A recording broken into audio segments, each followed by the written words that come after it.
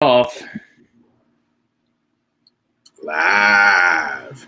Hey, how come the live starter starts at 22 seconds? I don't know. That's weird. Couldn't tell you. Interesting. What are you smoking upon?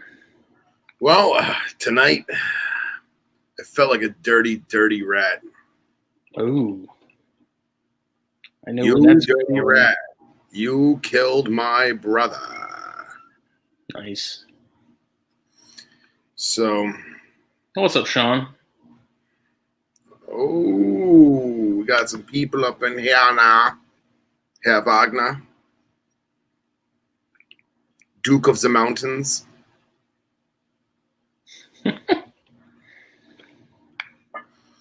So I'm trying something a little different. So I love sake. The old saying, stand by. Oh, look at that. Look at And then I've got a Cro-Magnon Cranium, which is basically a double Toro on deck just in case. Excellent. Excellent. You know, I haven't had a crow since you and I hung out. I got to fix that. I haven't had a crow in like 20 minutes. 20 minutes, man. What up? There he is. Here I am. Look What's at up, you y'all? all fancy with your microphone and whatnot. I'm a gamer. You and your fucking bang. Dude, I was so upset because the Parker's down the street from my house was out of the candy apple crush flavor, which has become like my absolute favorite. Like, I literally Is that wake the green up. one? Yeah. Yeah, this thing's fire. Oh my god, it's so good, dude. God damn, this headset's stuck on my hat so goddamn much. There it is. My little bag's crooked and I can't fix it and I don't care. Fucking no. You're not as obsessive as me. Fuck, someone's gonna show my fucking receding hairline. Yeah. Looking like Riley Jimison with a receding hairline. Damn. I love Riley so much that I can fuck with him. He's a good dude. So, Coxeye, if you were smoking a cigar tonight, what would you be smoking? I'm still hard as shit on those flatheads, and Justin's gonna be fun of me. But there's one I've loved since I started, and it's a stupid ass acid blondies. Blondie? Hey, those pay the bills. If you knew how many of those we sold on like a weekly or monthly basis, your head would explode. It's unreal. Really, those like fly off the shelf, huh? That is like the number one selling cigar out of anything. Like that is the Bud Light. Like everybody Bud loves Light. them. Everybody smokes them. People buy them by like the pallet. Just huge. Do they sell those in cases? We sell anything in like by a box. Yeah. We'll sell anything. Yeah, we'll sell anything by the box. Oh damn. Gentlemen, If our you get from review has arrived. If you get from Buford Tobacco, we do mix and match any 20 or more cigars. You get 20% off. I might have to hit you up on that one day. Might have to hit you up on that for sure. Good. By the way, if you buy those bangs, they're kind of the same way. If you buy them online in bulk, you save so much money. Yeah, I looked at it though, and Mhm. I think like a case of 12 on Amazon was like $33. Huh? I can get them at Walmart for cheap, for probably $10 cheaper. Dude, I got a case of Rain for it was 12 for $18. What? Yeah. Oh, well, that's why it was rain. Okay. All right. Tell me when the mountain from Game of Thrones sponsors Bang. What are you doing? Uh-oh. Get trouble. Hi, Dom. How are you? Oh, I need to go to the live comments.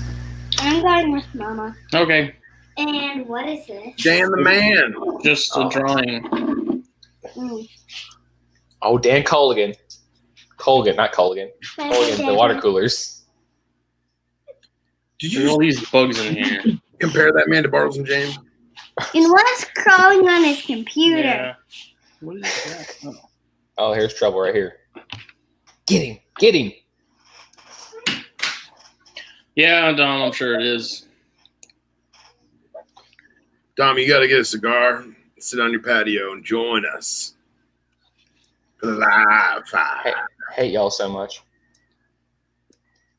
I've got bullet bourbon right here. Yeah? So I am trying something I've never done before. Okay. I I love sake. Okay, love it. Mhm. I will drink it right out of the bottle. I can chug the stuff. It's delicious. I love it to death. And I haven't had any in quite some time. I was at the grocery store attempting to find toilet paper, unsuccessful.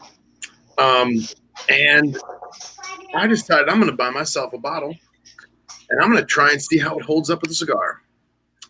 Never done it. How's it going so far? I don't know. I'm going to take like 2 more of these sweet puffs on this dirty rat, and then I'm going to take myself a nice sip. Well, what are y'all smoking tonight? The dirty. Romacraft Neanderthal. Neanderthal, where the hell you on that Romacraft, ain't you? You're a believer. Dude, You're a believer.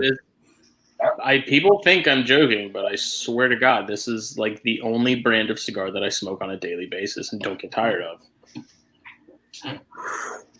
I wake up in the morning and crave their stuff. That doesn't happen with anybody else's. I don't wake up and go, man, a flathead sounds really good. It's always like, man, a Cro-Magnon sounds so good right now. You know, it doesn't compliment, but it's not abrasive at all. Not abrasive. It's not like you're drinking vodka with it. No, and I don't like vodka, so this is good. I'm happy. They're not clashing at all. It's good. It's good. Well, as long as it's not terrible. As long as it's better than bad. Right? That's the main thing. So I've never even had sake. I feel out of the loop. how have you never had sake? I don't know. I've never tried it. I had it one time on a cruise ship. That was it. Really? Yeah. I was 19 on a cruise. What? What? Start your engine. What is going on? Are you in the hot rod garage right now? What's going on? Oh, Katie's leaving. I'm sorry. It's. I tell them that I'm live streaming, and they're like, "Oh, let's do everything in the garage that we've been wanting to do all day." Now that it's 8 o'clock. That's right. I feel like you're like the newspaper editor, who's like office is also a janitor's closet. So, you're like writing in there and the next thing you know, I'm like Ryan in the office, pretty much. Listen, I just told Justin before we actually clicked and went live, the sun was setting behind me. This is like the earliest we've ever done it. Yeah, usually y'all start at like 10. Yeah, no. 9. Well, what happens is that Smithy, he gets off of work at 9, so we'll shoot for 9:30. Or Smithy will say, hey, let's shoot for 8:30. I'm just an asshole, and I'm late. So it'd be 9 o'clock by the time we start. So that'll happen. I said, I'm just an asshole. But I'll tell you right now, this little 3-way bearded deliciousness been some time coming. We look like a little dwarven, faction right here. I love it. Only problem is Smith is like 6'7". He walks up and he just fucking bites apples out of a tree like a giraffe. Just yeah. This is a screenshot of Ryan rubbing his eye is the thumbnail of this right now. It's hilarious. The CDC would not approve. Nice. The CDC would. I'm already sick. Fuck them. I already got it. So do you have it or not? It's not confirmed in because of the shortage of tests. Unless you're like dying, they won't test you because they're trying to figure out who needs a ventilator and who doesn't. So I called the doctor and they're like, well, you can't do anything about it. And then the guy from work that I was exposed to, he wasn't dying, so they didn't test him either. So it was never confirmed. So I was never officially exposed to coronavirus, but all my symptoms lined up. I literally lost 10 pounds from Wednesday to today. Whoa. Completely normal. And it's a cold. It's a cold. Okay. So was the coronavirus. Got that COVID. Oh, God. It's honestly just nidovirus. Have you seen how they test you? They just get up there in that little cavity. Up in your glottis. Exactly. They get you in your glottis. Swab that glottis. And that coanal cavity. God, I hate that. You ever, when they have to take the swab and, literally touch your brain? Yeah. They're skull fucking you to do it. Oh, my God. They go up and they're like, I'm sorry. And then it's like, buy me dinner first, asshole. Fuck. They get way in there, and I hate that. I don't any sort of swabs they have to do when they're doing that. Just That one in your urethra is a real bitch. that and needles. Yeah, just not into it. He's the one. Well, Yeah. then don't be like Brox and get tagged by a fucking Aatrox. Oh God. Yeah, this is not the time for that to happen. No. Only imagine. Any sort of like medical emergency, I'm sure right now is like the hospital's the last place you want to be for anything. Yep. Phil's gonna get People are tagged just- by a cotton mouth and be like, "Oh, it's fine, walk it off." Oh man, that's the worst, man. Like, that's one of my biggest fears is when I'm out legit looking for cottonmouths, and like, God forbid I get whacked in like the ankle or something, or like the toe. Like, it's gone, man. It's just fallen off. Like, I've just come to terms with that. It's fallen off, and I don't. Are cottonmouths really known for necrosis and stuff whenever they whack you? Yeah, well, the biggest problem is that the guys that you see, they're like, oh, yeah, I wanted to see if it was a dry bite, so I let it hurt for like 6 hours. I'm like, well, that wasn't a dry bite. You're an idiot. And then, like, they let 6 hours worth of damage go through. You know what I mean? So, like, you go to the hospital, you get antivenin, and you're good to go. But those guys, those good old boys, who are like, I'll just kind of let it go for a little while. And it's like, no, now you lost your finger. Now you lost your hand. You're a moron. Or you're like all Jim Harrison with your fucking bones fused together? Oh, That's God. the wildest story I've ever heard in my entire life. But you know what though? Like, as much as I like to make fun of people that lose digits and shit, I can't do that to Jim because he is a knowledgeable man. He just put his fingers where they didn't belong for too long of a time. You know what I mean? Well, then he talked about the one on Joe Melissa's thing, and they were on there, and he talked about how literally he had one bad tube, and I think they said the neotropical rattlesnake just flexed and broke the tube and came around and caught him on the wrist. I believe it. And I'm like, oh my God. Like, you do everything right, and then there's somebody fucked up in a factory made the plastic the wrong spec, and you found out. Yep. Either that or the rattlesnake's one of the Monstars from fucking Space Jam. Hey man, I've had some snakes flex and break tubes, but luckily it didn't break enough to, like, it was one of those things like it cracked in your hand. You were like, oh shit, and you just drop it, you know.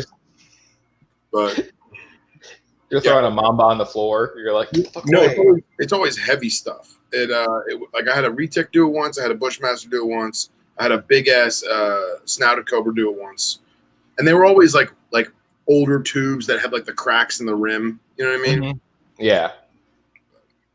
Colgan wants to know how big my bike was that I was riding earlier. And for your information, it's huge. Legit, but it's awesome because there's very few bikes I can not look like a jackass on, and that is the one. And I had my little snake hook like twist tied around the handlebars ready. Didn't see any snakes. Found a dead green snake. Huh? Where were you going? Were you just taking a stroll? We were just riding around my parents' neighborhood.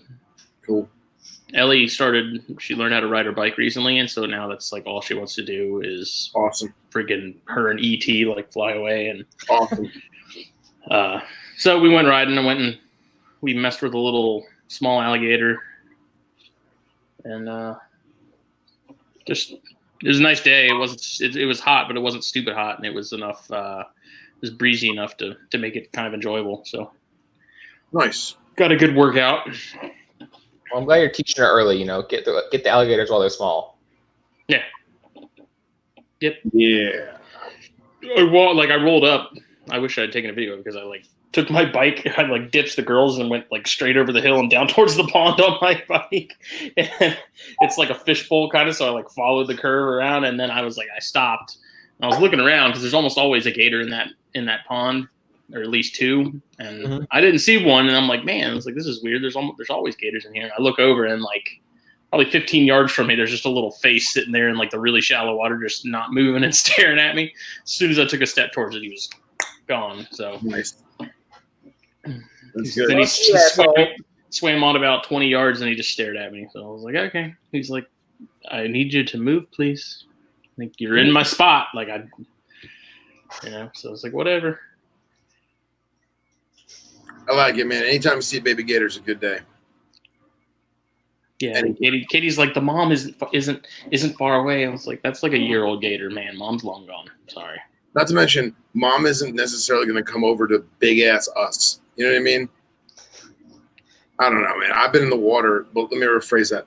There's been times, legitimately, when I was in the water with baby alligators and Mama Dukes was near, and Mama Dukes did not come and eat me. But do you ever do the call just to see if they react to it? Yeah, mom just sits there going, "What the hell is that?"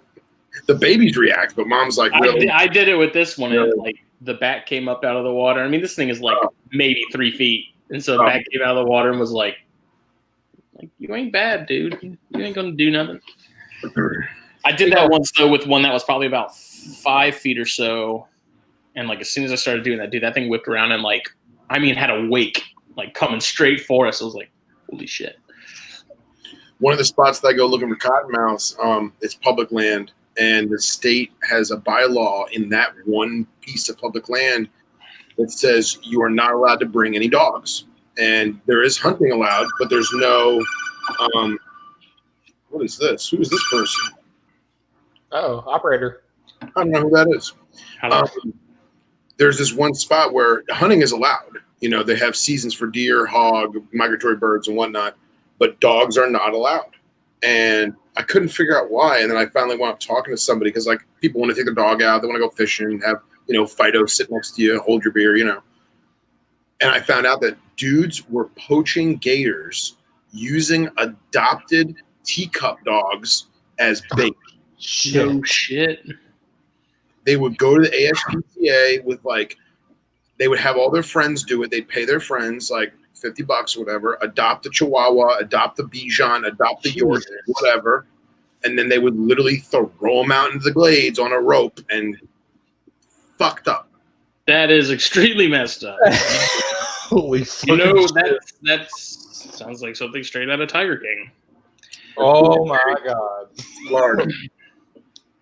Which we finished watching that last night. We stayed up so the night before we watched the first 2 episodes. Last night we finished the whole thing. We were done at like 2 a.m., dude. We could not turn it off.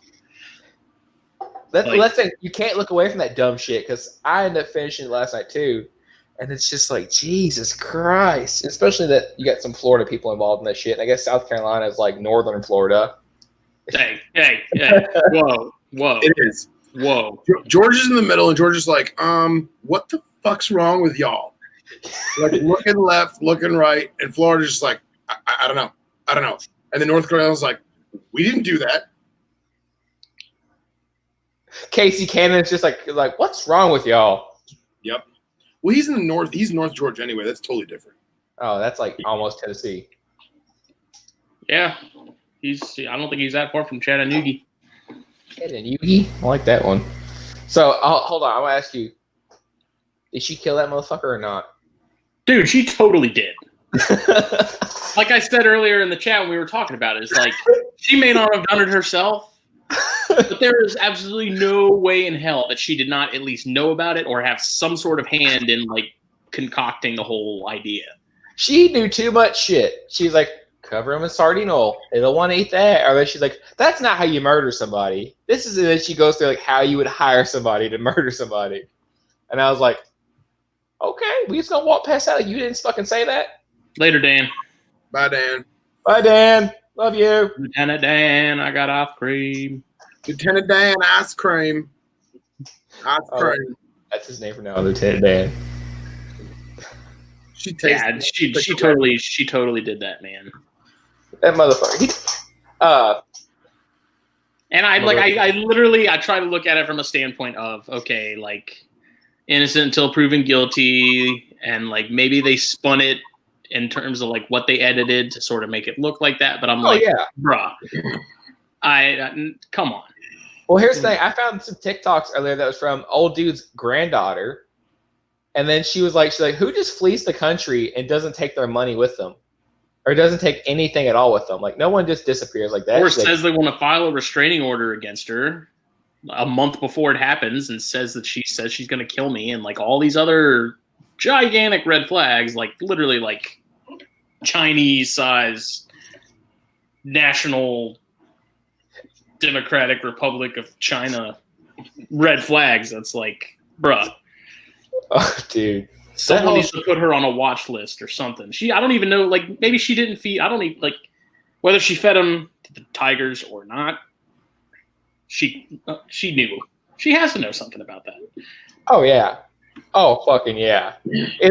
He's probably, I don't think she fed the tiger. That's that she probably buried his ass in a swamp somewhere, throw him in there, and let fucking nature run its course. It's freaking Florida. Like, it's not that hard. Nah, not at all. You want to know what really gets rid of a body? It ain't pigs. It's not pigs. You cut them up into pieces. All right, here we go. And you find yourself a nice little honey hole full of sliders. Because sliders will pick them bones clean. Then you're stuck with bones, though. I don't know that I even want to know why or how you know that. Honestly, we figured that out when we had some cleaned game, field dressed game, and the gut pile where we normally dump stuff was like being cleaned, and we're like, all right, you know what? Let's just toss it over in this like little boggy area right here, like out of the way, and then we'll come back in a couple hours. If it's still there, we'll bag it up and we'll take it to like a dumpster or something. And we came back and there was like 60 peninsula cooters, and there was nothing left. Oh shit! Nothing. Like shards of bone. Like they break into the bone to get the marrow and everything out of it. Crazy. I'll bet you those common snappers get in on that action too. Oh yeah. Oh yeah. Common snappers get in that shit all the time. That's how we catch them around here. You'll throw some bits of meat on a fucking hook, throw it out there on a turtle jug, catch one for dinner. Because I'm that redneck. Yeah, we have the like the blue crabs here. They'll do the same thing. Like we have in the marshes and stuff, especially you got all those fiddlers. They'll do that. Like blue crabs. Like that one scene in Jaws. Mm-hmm. It's in Jaws. Love that. Or in Tiger King. So I haven't watched it yet. God, dude, you need to. It is like when he first brought it up in the group chat thing a couple like days ago, I was like, man, I ain't watching that because I saw of course, the first scene is like someone cupping a gaboon with their bare hands, and I was like, I'm not watching that. Like, I'm not watching it. And then I was like, the more memes and stuff I saw, I was like, all right, maybe I should look into this. And Mother of God, like the first 2 episodes, it's like this couldn't get any weirder, and then it goes high and to the right into the darkness of the whole thing, and it's by the end you're like, this is really jacked up. The whole situation. It's so everyone who keeps being brought up in this show, that they're like, oh, you know this guy? You ever see this guy? And I'm like, yeah, they don't know me, thank God, but I've known them and I've met them or I've heard of them, and I don't know, man. I got in a really bad soapbox the other day at the shop about how the point of this documentary originally was to make us look like dirtbags. And now, thank God that the Tiger Big Cat people are way more fucked up than we are, because they got the spotlight. But here's the question. Are we next? Because that was the thing. He was talking to Crutchfield and everybody about he wanted to make a documentary on reptile keepers and shit.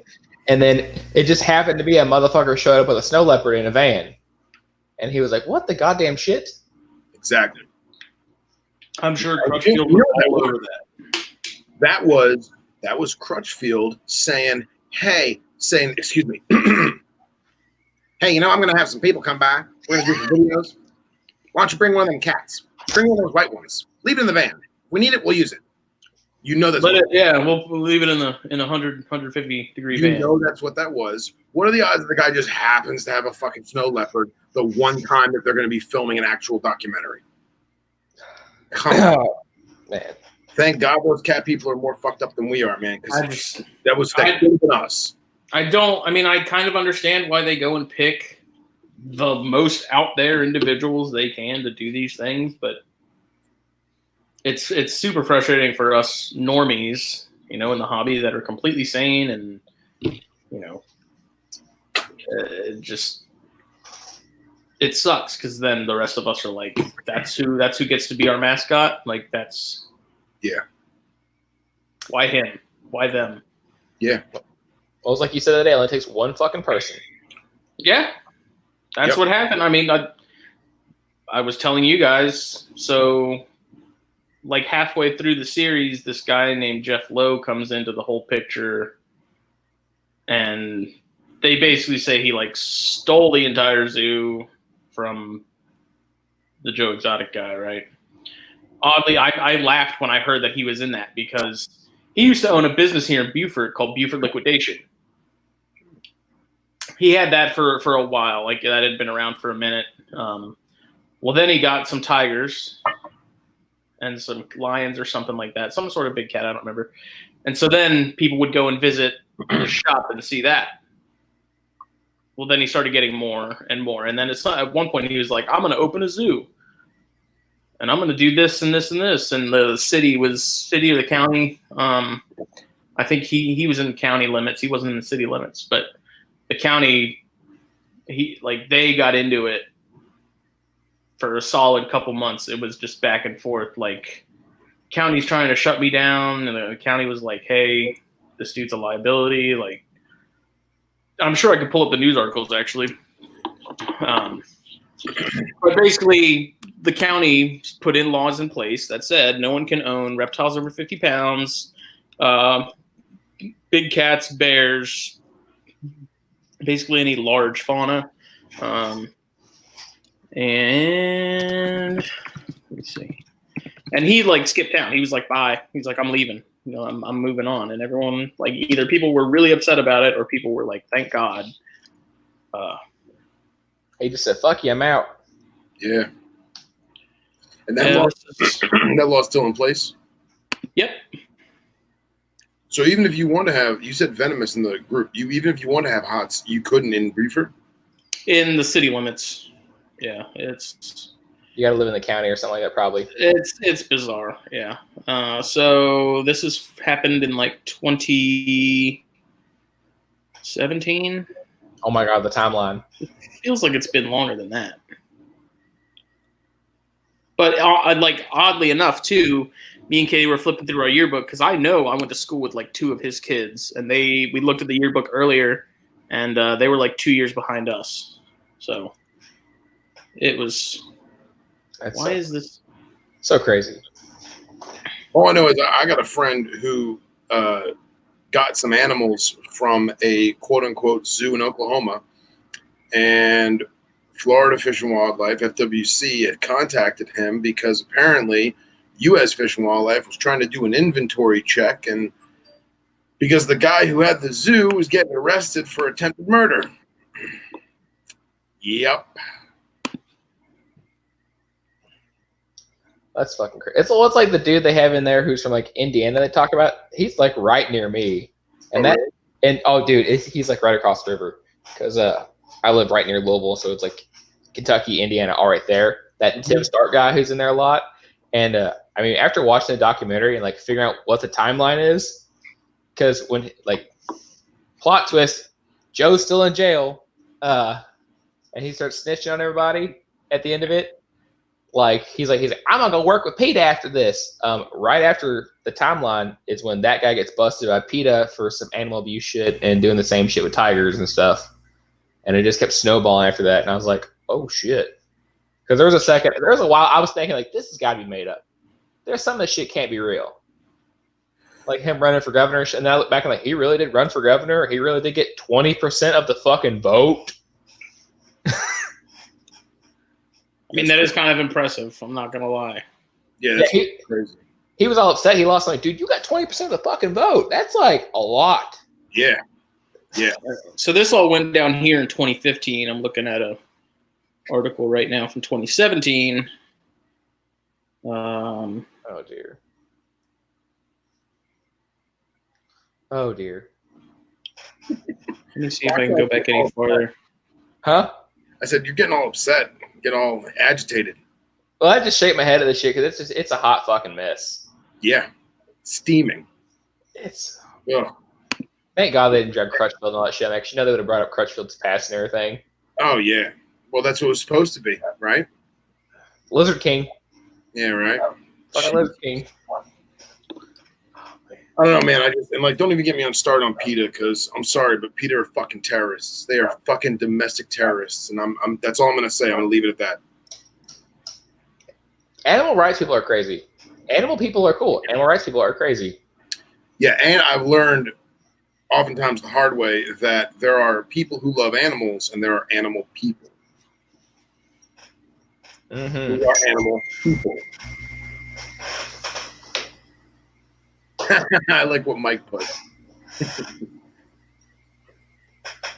Mike says, I think 20% of who voted for him should lose their right to vote. So, all right, I got an article here.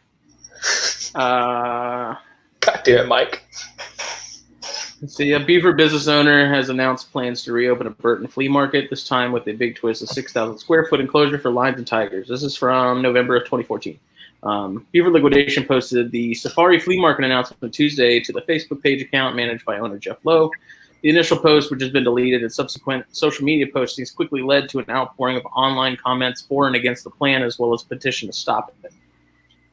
Lowe operated a warehouse and flea market in summer of 2013 at 5 Parker Drive, the former 84 lumber building near the Marine Corps Air Station. That outdoor market was shut down last spring after Beaver County officials decided not to exempt it from the rules about businesses operating within a buffer zone near the air station. Okay. Lowe's has said he has plans to open an indoor flea market at the same spot. And then he is quoted as saying, the county's decision to close down my outdoor flea market awoke my passion for wild animals. So recently I started rebuilding the menagerie of exotics that I kept for many years prior to moving to Buford. Menagerie of exotics. Facebook post.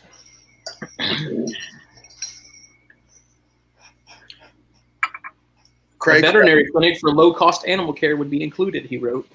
Wow. That's how you do it right there. That's how you do it. Yep. Tell somebody we're going to make a low-cost animal clinic and then do some, they'd be like the stupid reptile vet who would tell you to miss your ball python twice a day, do a bath once a week. That would be the low-cost animal clinic. Yeah. Like those people that soak their bearded dragons.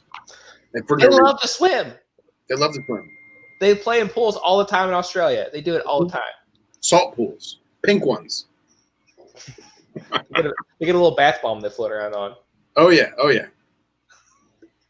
Oh, man. Don't get me started on bearded dragon people. Oh, God. They're a hot fucking mess. I love them. I love it. Phil, you don't listen to the Reptile and Chill, do you? The British one? No, I don't listen to that one now. I've meant to. I've meant to listen to that one. I want to listen to that boa one. I just haven't got around to it. Me and boas are. Yeah, boas are weird. Only cool boas are anacondas. I'll tell you what. You guys know Dr. E from the Venomous Mentor Group? He's a biology professor, I think in Arizona or Southern California. Dude's brilliant. Excellent venomous keeper. He put out a single episode of the Venomous Mentor podcast, and you could tell it took him a considerable amount of time to write out this podcast because he's literally just reading it. Teach their own, but it covers a lot of cool stuff, and at the same time, it gives you his opinion, gives you other people's opinions. It's only one episode, but it's definitely worth a listen. Interesting. The only thing I've ever listened to that venomous keeping was the word on the snake vine, whatever it is, the venomous one from over there. Yeah. That's he's supposed to be coming. I think he said he's going to be in Charleston sometime later this year. Me and him talked about linking up and having him on the show or something. Oh, that would be cool. That'd be hella cool. Cool. Need to get Nipper. I want Nipper across from me at this table right here. If Nipper comes to you, I will come to you. So it's a big party down in Buford. Literally. Everybody would be like, Nipper! Literally. And we'll just feed him real Coors beer and Big Macs. Coors beer, okay. Coors beer and Big Macs. I want him to drink their High Life. That's the champagne of beers. I'm right there with you. I'm a High Life. Actually, have you had the Coors Banquet? I've never had that, no. Mighty tasty. See, down here in southern peninsular Florida, we don't get real Coors beer unless you go to certain particular beer selling establishments. It's always in a can. It's never in anything but a can. And the reason why I found this out from a friend of mine who used to be a Coors rep. He told me that real Coors beer is not pasteurized, and therefore it has a shelf life of like 10 weeks. Well, if it takes 6 weeks to get to the store, you only got 4 weeks to sell it. Otherwise, it's skunk. So that's why nobody down here by me carries real Coors beer. Interesting. Makes me I sad. never knew that. I thought maybe you I had didn't know like there was- Reynolds drive it down there or some shit. Yeah, I didn't know there was a difference. I thought it was just the little stubby bottles. No, man, totally tastes different. Really? Oh, yeah, totally. I mean, like, Coors Light's like Bud Light. It's piss water. You know what I mean? But real Coors actually has a taste to it. Coors Banquet is a marginal attempt. Yeah, Coppney, as far as the dude in Myrtle, when I saw him and they were like, oh, this guy's in Myrtle Beach, I was like, that's Myrtle. Like, that guy's the embodiment of everything Myrtle Beach. It's horrible. So is Myrtle Beach like Florida but in South Carolina? The shittiest part of Florida possible in South Carolina. Okay, so where Phil lives, okay. Like, the crappiest tourist destination where they don't update anything. Nothing has changed since, like, 1980. All the paint's chipping off everything. It's like South. You ever been to south of the border? I've never been to SC at all. Well, Oh, man. expand south of the border to like a whole area on the coast, and you've got Oh God. Myrtle. It's All I know is when that dude showed up and he's like, no, you're gonna walk to my front door, and they were like, oh, he's a better director than us. Fuck yeah. He literally stops and he's like, no. He's like, I'm gonna go back inside. You're gonna come to the front door. I'm gonna open it. Like, welcome to my crib. Like he's directing them, and they're like, okay, we appreciate the hell out of this. It's worse, Mike Coppney. It's worse. Yeah, I don't think Myrtle's like by where I am, because where I am is a little bougie, surrounded by shithole. I would compare it most definitely to Daytona, oh yeah, hands down. yeah. Yep, hands down. All like the worst things about Daytona. Yep, literally. They got, like, None of the shitty nice bike week and things. stuff. Hmm? So they got like a shitty bike week and stuff. Oh yeah. Oh yeah. Animated book. Got Rugrats in the show? Are you a Let's Rugrat? there's some Rugrats. Oh, Are you sure? are you getting some tattoos? Oh, I approve of this. I approve of every bit of this. Now, it's Yeah, a draw on him. scratcher. It goes to this. He's using it. It's like little scratch art things. Oh, okay, that's cool. Basically training her to be really good at scratch off tickets. Nice. Hook 'em while they're young. That's it right there. That looks cool. I like that. What's that, butterflies? And then I'm working on this one. That's accurate. Yep. Very lovely. Oh, pretty. I'm working on it, and then this is sometimes I brush this on Dad's beard. That's good for it. Like this. His beard always looks champion. Always. It's like a bunch of apes that are grooming each other, you know? Oh, I got Daddy green. Girl, Do you eat dad ticks when you pluck them off every day? no, back up. Come on. Take your stuff. You really didn't bring me anything for it? Yes. You didn't want to ride with us, and you didn't tell me to try.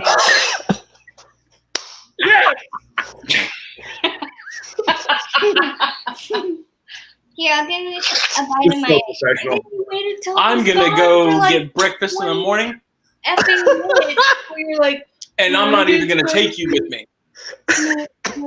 You neither. I'm gonna go to Chick-fil-A and get me some biscuits in the morning, and it's gonna be glorious. Bring me some. I will bring you some. I will drive all the way to Kentucky and bring you some. Wait, is that DQ? Yes. Guess who didn't get anything? You dirty girls. Listen, I bring her Sour Patch Kids and stuff uninitiated. that's gonna drip. I'm like, I'm gonna surprise Katie with some Listen, Sour Patch Kids. I'm After gonna dinner, surprise I Katie was with like, something "Hey, let's this. go to Dairy Queen." And this is after I had Let's told go- her and that you're like- after we were finished eating, we were doing this. I don't have time. I gotta talk about snakes. This is the So- part where I say I was invited last night, but someone who he loves infinitely more than me. My Dairy Queen is dripping. Said last night. We had a very important documentary to watch We were last night. talking about it. That makes me cry a little in the If you inside. haven't gotten on that train, you need to. I thought you guys had like a nice She date. killed that man. She killed that man. She did. She fed that man to her tigers. Without a doubt. I don't think she like. I don't even she's think she fed him. laughing. I just think she had something to do with it. Yeah, and that's She's laughing about the meat grinder. I'm like, no, you didn't do that. I'm a totally agree with you on the meat grinder thing. You just chopped that motherfucker up and fed him. Just threw his arm in there with tigers. Yes. Without a doubt.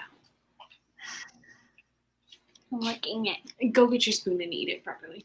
Bye. Justin, gotta be It's careful. in She's the got ideas now. trash can. It's in the trash can. We'll get a Shut real up, guys. spoon. What? huh? Huh? What kind of shit are you talking? I'm not. Girl, bye. I'll lock this door. Bye. Okay. Nice, Gerd.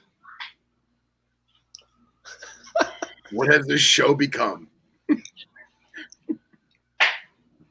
Katie just gets braver and braver every week. She just comes back on and like talks more shit to you. I don't want Dairy Queen. I'm trying to watch my figure. I don't know. I think she's gone. I think she heard me. Nice Denim Life shirt, by the way. It's so comfortable. It's so soft.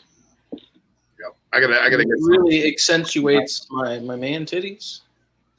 your girlish figure. Hey, I look like Bob in Fight Club. I don't know if you go that far.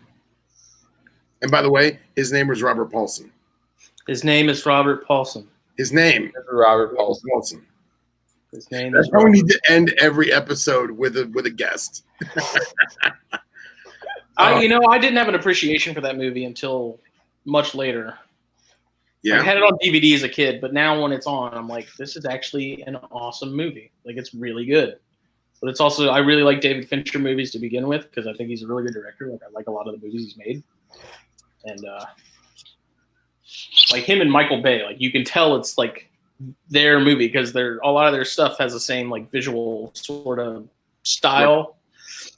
Especially Michael Bay movies, but I don't know. Explosions everywhere. Yeah. Yeah. And those, I don't like, know. beams of light that come across the lens. The lens flare.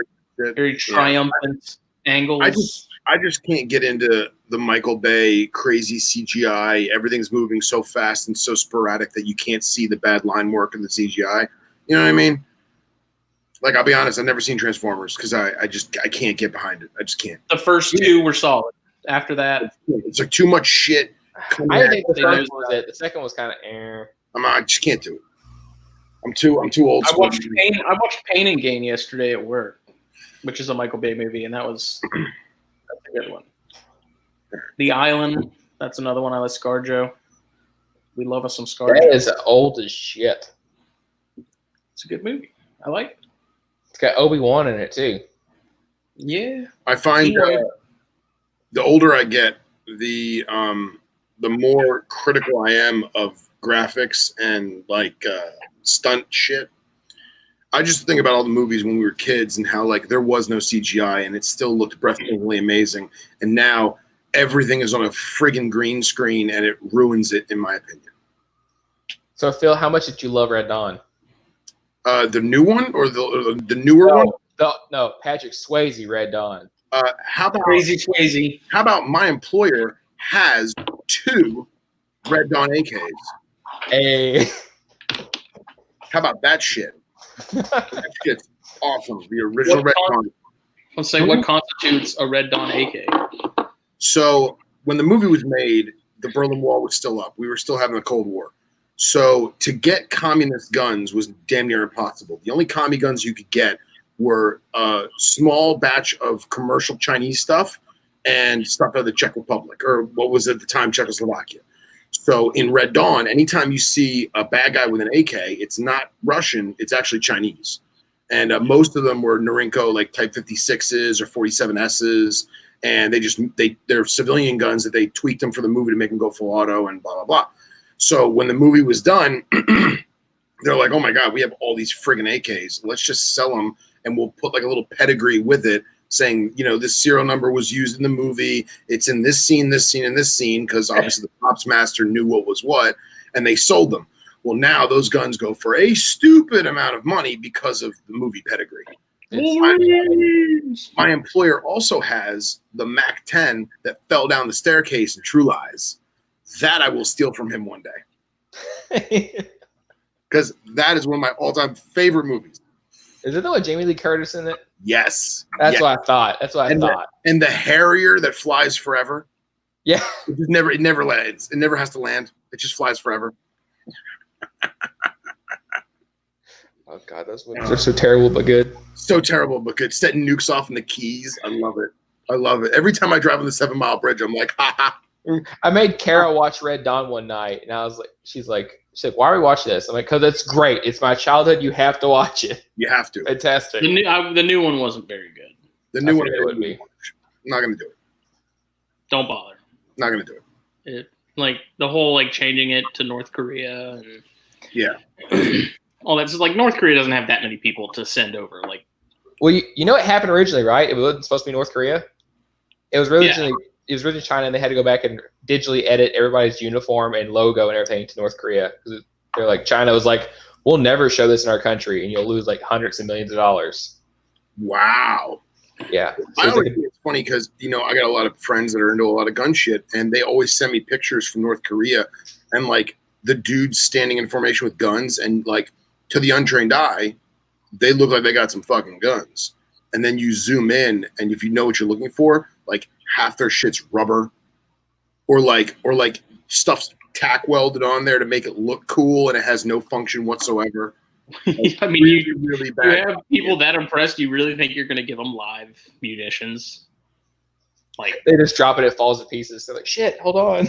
Yeah, like the best one was somebody I guess had like an accidental layover or something, and they basically they made them all get off the plane, stay on the tarmac while they refueled the plane, and then put everybody back on. Well, naturally there were just soldiers everywhere, and they had there was pictures of guys, like people just took their phone and they were just like, so they don't get in trouble.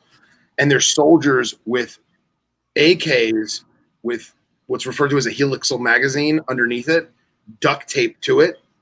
But when the bullets come out, it doesn't connect to anywhere. Oh no! Like shit like that. Like they're trying to look futuristic and like trying to have like modern 21st century armament and stuff, and it's literally held together with duct tape and serves no purpose. So, sounds about right. You'll have that every now and then. You'll have that. I am a Michael Mann fan. I have been a Michael Mann fan since childhood. Maybe it's my fucked up obsession with Miami Vice. But like movies like Collateral and Heat, like those are some fucking movies. And there's not a single thing of CGI in any of that. Heat's a badass movie, first off. Heat's a badass in general. Great movie. But yeah, anything Michael Mann touches, the gold.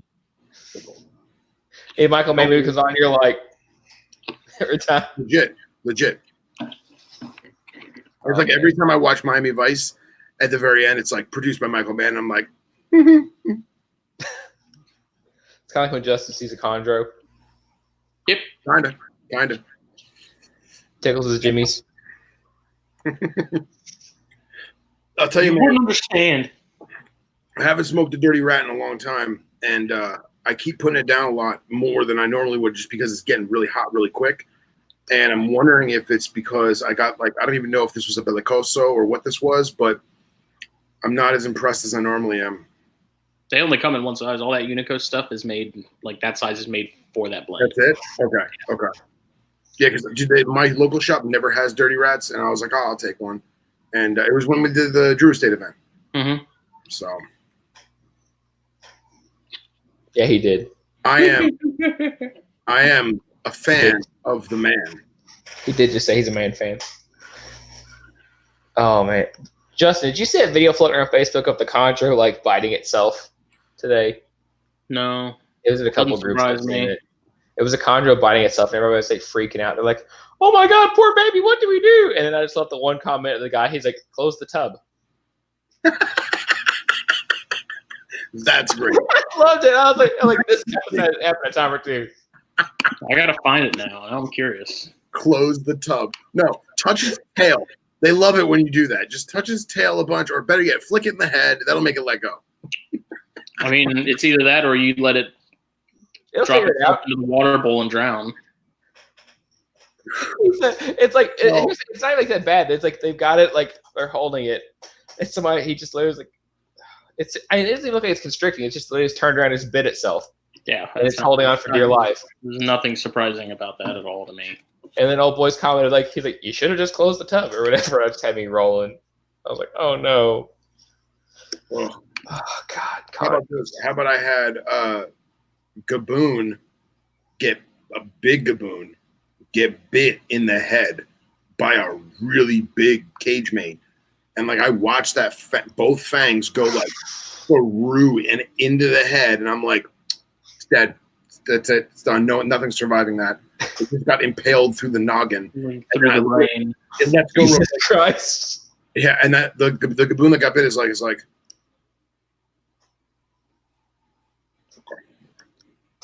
And that was it. I was like, holy shit. Ooh. Nature's metal as fuck, man. Metal as fuck. Not even a drop of blood. And like, you know how you can see like the Gaboon's eyes like moving and stuff? That Gaboon was like, what the hell just happened? Well, I'm all right. And like went back to chilling. Fuck. That was last week. You were talking about playing with the tail a minute ago. Have you ever seen the video of Hartle getting lit up by the big retic? No, I don't think so. Hartle had a video for a while. It's like how to get a big snake to let go of you or some shit like that. And he debated for a long time. I'm like even releasing that video because he just happened to catch it on film when he was doing another video. But it's probably like a 9-foot male. He reaches in the cage and it grabs the shoulder right here. Oh. So it wraps his arm and then it's got a coil like up here on his arm and the tail's just right here. And he's like, apparently this is what he learned when he like talked to guys in Indo because he lived there for like a year or whatever. He's like, you just got to bite the tail like it's corn on the cob. Oh yeah, I did see that. And he grabs the tail and he's like, and bites it in. That snake lets go. Like fuck, shit, I'm out of here. No shit. Yeah. That's crazy. I would have never thought of that, honestly. Yeah. Apparently he said that the keepers over there taught him that. Wow. All right. It's the wildest thing I'm I've ever trying to find seen. this video. Because he cracks that cage out that much, and that male comes flying out of there for food. And that's why they don't keep them at face level. Yeah, man. You and them retics, boy. I like the weird. I don't even like the morphs. I like the normal ones. Gotta have normals. That's it. Gotta have more normals. I don't know. I tried to get back into them last year, and I got a tiger, and I was like, you know what? It's not for me, man. It's not for me. Yeah, get some of that wild locale stuff, but you can't even do that now. You're screwed. Well, I can get whatever I want. I got licenses. See, I don't get because even if because I always play with the idea every now and then. I was like, it's like if I ever move to Florida and I'm like, I can't have nothing. I can't have a scrub python because I want a scrub python one day. Nope. Retics are off limits. Nope. Yellow anacondas are flat out banned apparently. Yep. So it's like Yeah, because they'll do take a real toll on the native Kentucky wildlife, No, especially in the winter. He's talking about Florida. Oh, I thought you were saying they were banned in Kentucky. no. In Kentucky, he wants to move to Florida, but all the stuff he wants, he can't keep in Florida. Nobody wants to move to Florida unless they're retired. I love my state. South Carolina's where you need to be on the coast of South Carolina because it's kind of like Florida, unless it's Myrtle.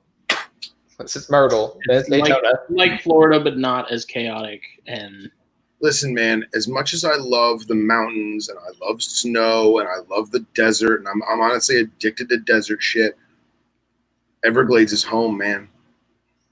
I drive 25 minutes west and I'm in the swamp, and everyone's like, why do you like this so much? I'm like, because it's it's the fucking Everglades, man. Like, it's the swamp of swamps.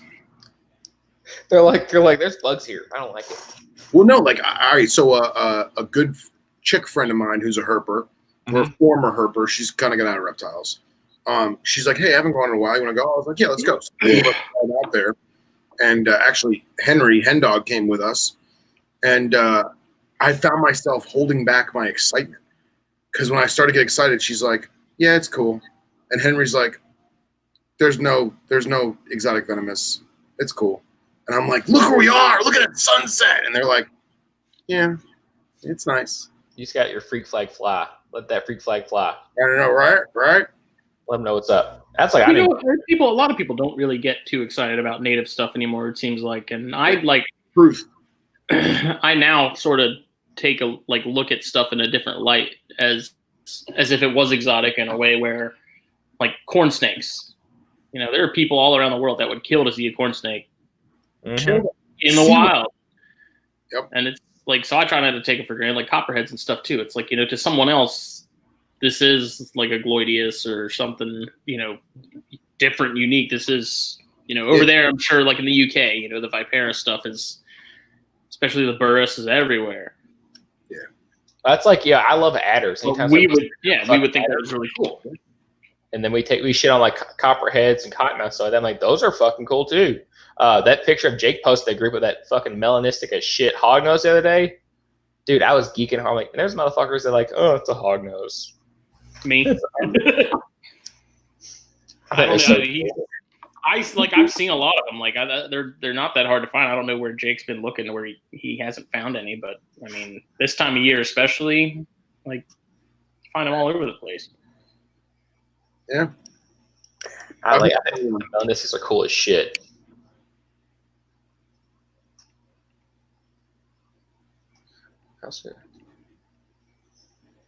Wow. Well, that's Sounds about right. That's like Florida. It's illegal to own a box turtle in Florida unless it's a hybrid. It's stupid. I can go out and I can honestly find 15 or 20 box turtles in a single afternoon if I go to the right spot. Like, I haven't seen one of those in a long time. What? Box turtle? Box turtles, yeah. Yeah. I don't know. In fact, the last one I saw was probably the prettiest one I've ever seen. Just, I mean, screaming orange, like, entirely. Really? And then it was in like a pretty busy neighborhood when I was living across town with my vet buddy. And so, you know, it was crossing the road, so I stopped and I let it finish doing its thing. And then literally, like, the next day I was leaving for work or something, and it was just a pancake on the road. Fuck. Yeah, I was really bummed because that was literally, I've never seen a box turtle like that. I should have taken a picture because it was just unbelievable how bright that thing was. So let me ask both of y'all, do you ever go road cruising and see skid marks to a dead animal? No. I mean, I'm usually not paying that close of attention to it. I never have. I've seen it all too often. It's almost always a snake. Sometimes a turtle. And I don't see it as much as I used to, but I never understood the point of swerving on purpose to hit the animal. Like, I don't get that. You know what I mean? That doesn't make any sense to me. And it's not like they swerved out of the way and the animal walked into them like last minute. No, it's like clear as day. They swerved on purpose to waffle that critter. They did the study on it, and they found that something like 30% or more, it's probably more, like, intentionally they put rubber turtles and rubber snakes on the road, and people were intentionally swerving to hit these things all the time, like, regularly. The other one they talk about, they put them in like would put them on the yellow line to see people would swerve and hit them and shit like that. I don't know where they put it, but I know they said that it was almost eerie how many people went out of their way to hit something on the road. And I was like, Jesus. Even like a box turtle, though? Like, who wants to kill turtles? Sick. It's fucked up. Yeah. That's like they see that shit over in Indonesia all the time because I'm in a few retic groups and there's guys over there. They'll be like cruising on like different islands and stuff. and they'll be holding one or whatever, and they'll let it go, and then like a little tuk-tuk will come along, a little three-wheeler, just hit it and break its back. And they're like, what the fuck? Like, they literally like, swerved into the other lane just to hit it. It's like I got pulled over by Fish and Wildlife when I was herping once, and we weren't keeping anything, but why are scrubs banned? Company wants to know why scrubs are whatever. Yeah. You're, So, yeah. So, what was I saying now? Crap. Oh, so I got stopped, and he's like, "What are you doing?" I was like, "Well, I'm taking pictures of the snake, playing with it, getting it off the road." He's like, "Yeah, but you didn't take pictures of the last 4 snakes." I said, "Yeah, because they were all Florida waters, and how many pictures of Florida waters am I going to take in one night?" He says, Right. "Well, then why did you touch them?" I said, "Because I moved them off the road." He's like, "Why'd you move them off the road?" I said, "Because people are driving. Like, they got some warmth. I send them on their merry way in the same direction that they were headed. If it's more than halfway across, pointing to one side, I'll put it on that side. That's where it was obviously meaning to go." And the cop couldn't. He's like, "All right." He's like, "I'm glad you're not taking them, but I can't. I don't know why you're doing that." There you go. Why are you working for Fish and Wildlife if that's like See, that's the thing, and that's one of the things that like has been a discouraging thing for me. Who I would love to work for the FWC. I really would. And I talked to Reed about this more times than anyone else. One of the discouraging things is that the rumor is, and it's still a rumor, is that Florida Fish and Wildlife does not hire people who like wildlife. And the concept goes like this. Basically, if you're a Fish and Wildlife cop in Florida and you go down to the docks and a group of good old boys who've been drinking some beers pull up in their boat when they were offshore fishing, you say, "Hey guys, I gotta check your licenses, blah blah blah, do my due diligence," and everyone pulls out their fishing license, and the boat captain pulls out his documentation for the boat, and blah blah blah, and everything's kosher, and he says, "Oh, so what'd you guys get?" "Oh, we got a couple snapper, we got a couple dolphin." He's like, "Oh, hey, let me see those dolphin," and then the guys get annoyed because they're like, "Oh, this cop's fucking with us," you know what I mean? And all of a sudden, they pull out a dolphin that's a half an inch too short. And the Fish and Wildlife cop happens to be a fisherman. He goes, "Man, that is a great-looking dolphin, man. Damn, look at the colors on that. How long has it been out of the water? 10 minutes? That thing is gorgeous. Hey, listen, you're a half an inch too short. Be mindful next time. Please don't just be pulling up every male dolphin that you catch. Be mindful of it. No problem, officer. Thank you. Have a nice day." They don't want that. They want, "Oh, it's 3 centimeters short. $500 fine, tow the boat, impound their guns. Done." That's what they want. They want a cold, heartless machine that does not feel for the animals. If you're a hunter, they're not going to hire you. If you're a fisherman, they're not going to hire you. If you have captive wildlife, they're not going to hire you, especially if you're a herper, because now you have a key to all the areas that are restricted.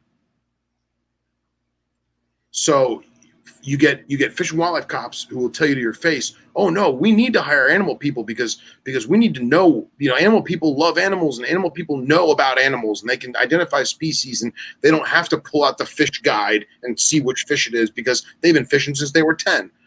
But on the other end, you get all these herpers and all these offshore fishermen guys and all these bass boat guys who have degrees and whatnot, and they attempt to apply to Fish and Wildlife, and Fish and Wildlife says, "No, you're not really what we're looking for right now." And it's because in their interview they said that they've been fishing since they were 10, and they enter in, bass tournaments or whatever.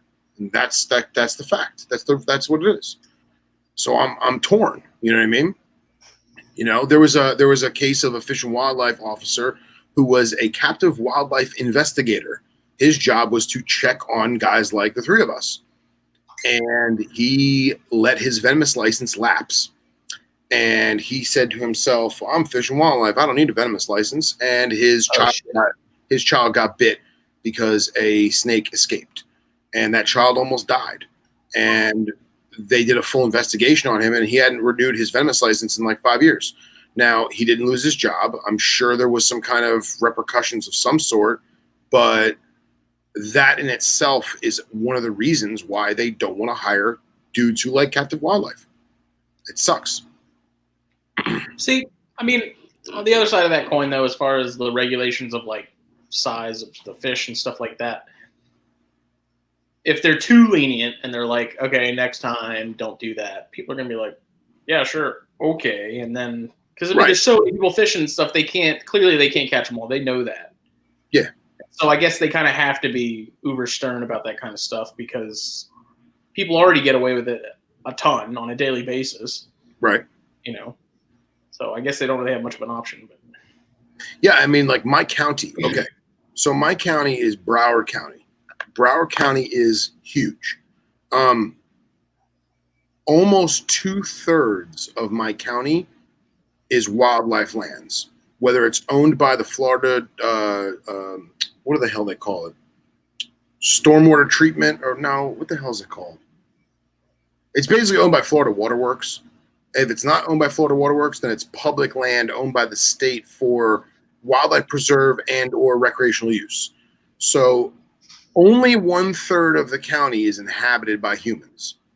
In that 1/3, we have over 2 million people in just that one county. You know how many FWC or Fish and Wildlife cops there are? The last time I checked, I think there was 18 for the whole county for 2 million people. Now, granted, every city, every borough, every township, every town, they all have their own police support. The police department or the sheriff's office has a branch there. Unincorporated sheriff's office is there. And yeah, I rarely see Fish and Wildlife just because those guys call them in for God knows what. So, like, I want to work in South Florida. I want to do Florida Fish and Wildlife, but I'm hesitant because of the nonsense. You know? It's like gun guys who be trying to become cops, and they're like, "Oh, how many guns you got?" Well, I've been collecting for 15 years, and I have over 100 guns. Okay, well, thank you. Better luck next time. And it's like, well, this dude he's a collector. You know what I mean? He's not a lunatic. He's a collector. He could have fucking 150 unicorn statues in his basement. You know what I mean? It's irrelevant. So, I don't know. Big numbers scare people. I'd say anything. Big numbers scare people on anything. It's like, if you tell somebody, like, for example, if Justin said how many snakes he had in his collection, I bet a normal person would flip the fuck out. Yeah, and it's not that many. No, it's not. It's not that many. Hey, and Sean's right. Documentation is everything. And that's the thing too is like the story I just told you about the fish being an inch short. I've been on the boat with the FWC guy who was like, "Hey man, that fish is an inch short. You got to be careful next time." I've also been out in the glades where dudes came out of nowhere with rifles and were like, "What are you doing?" And we're like, "We're scouting for turkey." And they're like, "Really? Did you see any?" Like, "No, we didn't see any. We just saw you pointing guns at us." And they're like, "Oh, okay. If you see any, let us know because we have a feeling there's a big tick infestation this year and we'd like you to help us out." Okay. It's all different levels of the spectrum, man. It's crazy. And then because we have such a big populace, like I've gone into a management area the night before I was going to hunt so that I can set up camp, get my coffee going, all that shit. And Scope it out. Yeah. Right. And there's a checkpoint at the entry. And I have a 21-year-old guy by himself. And he's like, "What are you doing?" I'm like, "Going to go set my camp up, going turkey hunting in the morning." He's like, "Which camp?" "Letter H." "Okay. You're not 21, are you?" "No, dude."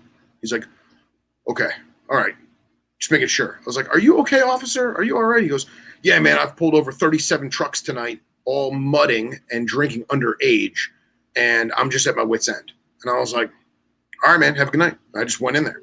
So, like, there's all different spectrums of it, but it's amazing to see the guys who are animal guys or the guys that became animal guys or the guys that have no friggin' idea what the hell a snapper is, let alone if it's a fish or a turtle. You say snapper, and they go, "What kind?" Yeah. Or you get the ones that go snapper, and you go, "Like the one you catch in the ocean?" Yeah. Well, it's like, so I had an alligator snapping turtle for about 10 years. And alligator snapping turtles, for the longest time, it was very much a species that was monitored in Florida. So the rule was you could own one per household. I'm sorry, you could have one per person per household. and you couldn't buy it, sell it, or trade it in Florida. But let's say I went to Hamburg, PA, and I bought one and shipped it to myself. That was okay. So I got a snapper, a gator snapper for my friend, and I got it about that big. He mailed it to me from Philly. And I had that thing like 9.5 years. And I had a venomous inspection once from a guy who was like a brand new guy. Like I'd never seen him before, whatever. I think he was from North Florida. And he walks in my foyer, and I had the snapper in a big tank in the living room. He's like, "What is that?" I was like, "Alligator snapping turtle." He goes, "You can't have that." I said, "I'm not arguing, but pretty sure that I can." He goes, "No, I think that's illegal, man. I'm going to have to look that up, and I'm sorry, but I'm going to have to make notation of this." I said, "Make notation. I've had the thing 10 years, whatever." So he makes his notation. 14 months, a year and months later, 14 months later, he is not my inspector anymore. He still calls my cell phone and says, "Hey, man, I finally got information on that snapping turtle. They passed legislation. It's now illegal. You're grandfathered in. You have 2 years to get rid of it." 2 years? Why not 1 year? That's not grandfathering. Exactly. He says you have 2 years to get rid of it or to apply for an educational license to have the turtle for educational purposes. So I wound up calling up a friend in Tampa who's another venomous guy. He moved away, and he's like, "Yeah, man, I tried to get that license," because he had like 6 of them. He's like, "I tried to get that license, and they basically blew me off like 10 times." He says they lost my paperwork twice, like a shit show. So they basically pressured him to give up. He gave up, sold his animals. So I gave mine to a friend, and now the friend lives out of state. So I've always wondered about that shit because I know like alligators are kind of like a sensitive subject, alligator snapping turtles and shit. Because I don't know. I don't even know because I don't care about turtles. I don't know turtle laws in Kentucky, except for you can eat common ones. That's the only one I know. And alligator snapping turtles, are they like on the Endangered Species Act and shit? I'm pretty sure they're federally protected in some Yeah, states. I think they're threatened in certain areas, and because they're threatened in certain areas, they're now restricted. But they don't have they don't fall into the same threatened species as like indigos or Right, they're not there yet. beavers. Yeah, they're not there yet, but they're on the watch list, so to speak. Okay, because I've always thought that in growing up, I always heard that alligator snapping turtles were a vulnerable species and they were federally protected and stuff. So I was like, are we talking like indigos and black pines or what? Like, how does this work out? No, it's not that bad. But for example, so it's harder to get a gator snapper permit in Florida than it is to get a gator permit in Florida. That's so silly. Yep. Because That doesn't make sense because I feel like the alligator snappers are probably not that easy to come across in the first place. Well, I feel like they're pretty hard to find. You'd think that they would be more restrictive on the actual alligator because it's so easy to poach and catch one. Mm-hmm. Right? Not the case. You actually you can get a permit for it's a class 3 permit for education and display to get a alligator, and you can have it from a baby. You have to buy it captive bred. You have to have the paperwork, and it either has to have a toe tag or microchip, and you can keep it up until it's 4 foot, and then you have to get rid of it. But when you get rid of it, you can get another baby. So And is that where the law comes in where you have to have like 5 acres and shit like that if you want to keep it if it's an adult and stuff? No. Yeah, if you want to keep it as an adult, now you have to have an actual. So there's somebody's going to yell at me for this because I'm going to butcher this one, but I know all Cayman except for blacks are class 2, and that requires, I think, 1,000 hours per species, but no acreage. And then class 1 is all crocodilians, black caimans, and you have to have, I think, 3 or 5 acres of land and 1,000 hours per species. I wonder who the fuck's keeping black caimans. That's what I want to know. That's a big ass fucking caiman, and that's a very bad attitude from what I've heard. Yeah. I think that's most Cayman, period. Yeah. See, I've heard the cougars, if you've got like captive born and bred ones, because I remember reading this in Reptiles back in the day, was like there's captive born and bred ones were nowhere near as cantankerous I've heard they were still assholes. Yeah, But they're it's still kind jerks. of, but it's like, I was told it's kind of like, would you rather rub yourself down with a cheese grater or some scratchy sandpaper? And I was like, okay, that makes sense.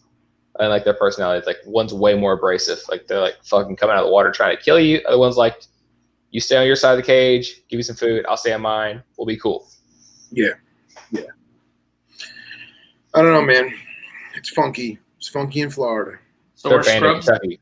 going back to Scrubs because Mike wanted to Oh, know. yeah, we did. Are those banned just because of the size? So the original, all right, this is how it worked.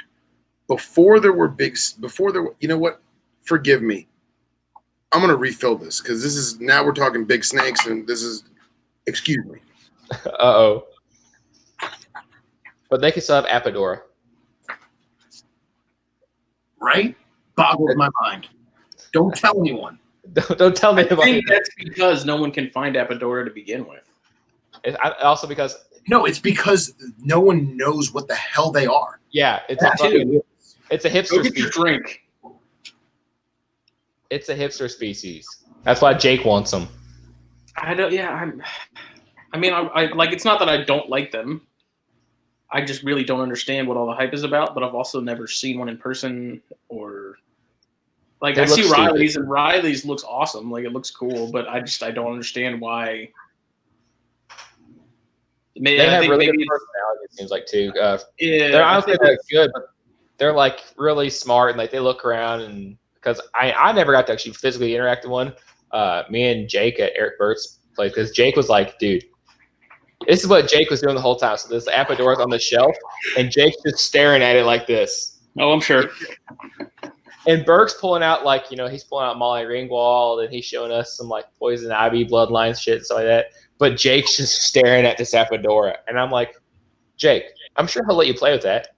And he's like, no, I don't want to bother him, man. I don't want to bother him. And then I was like, hey, Burke, what's this Apodora going on there? He's like, oh, yeah, it's a little Apodora. And then Rob Stone's like, he's like, oh, yeah, we'll get it out. And Rob's playing with it. And then Jake's hands just levitated towards it. Yeah. I think people want them because it's just like the Boelens or Bolins, if Lewis's terminology, or yours, whatever, same thing, tomato, tomato. Like no one really has them, so everyone wants them, Yeah, it's popular. It's what's in season right now. But yet no one gives a damn about inland carpets.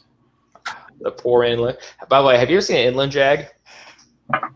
No, but that kind of hurts my soul to hear that even. I seen that the other day. That's even a thing. I seen it the other day. That's the ugliest thing ever. I just want to let you know that. I almost took a screenshot, sent it to you, but I got distracted. I was like, an inland jag. That's terrifying. That's right up there. It's right up there with the crested Jehovah crosses. Like, let's take $1,000 animal and pair it to a $200 animal, and it'll be awesome. Fucked up. Okay, so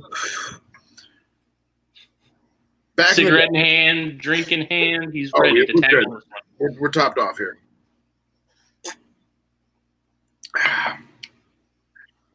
It's not water. Trust me. So, Florida had no big snake restrictions.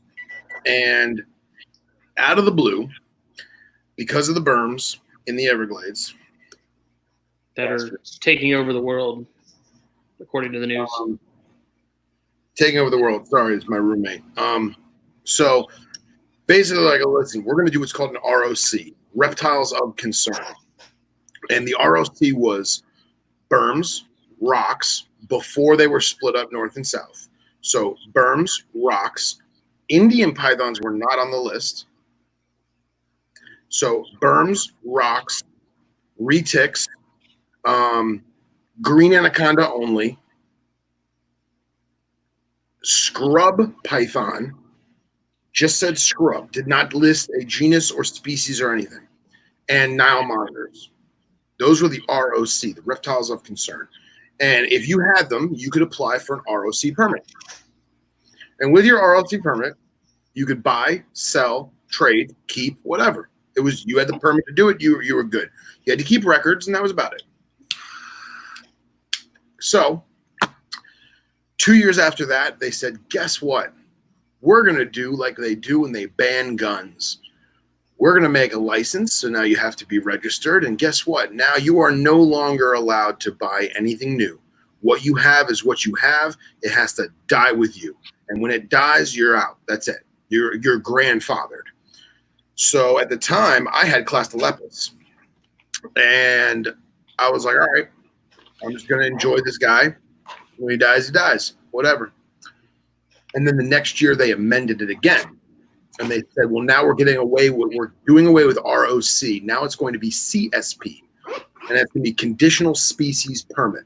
So the Conditional Species Permit expanded upon those 4 or 5 species.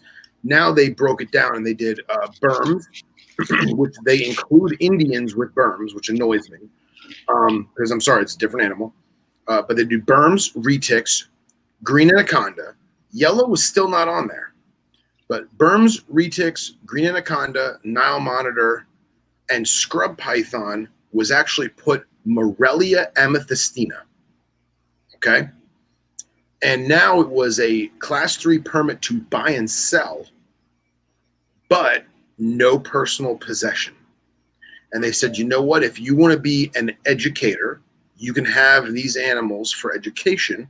And then you do, birthday parties, nature shows, whatever, college lectures, what have you, and you're good to go. So everyone did that. And then they got more strict on the education to the point where they said, okay, if you're an educator, when you renew your license, we want a list of every single venue for the year that you will be educating at.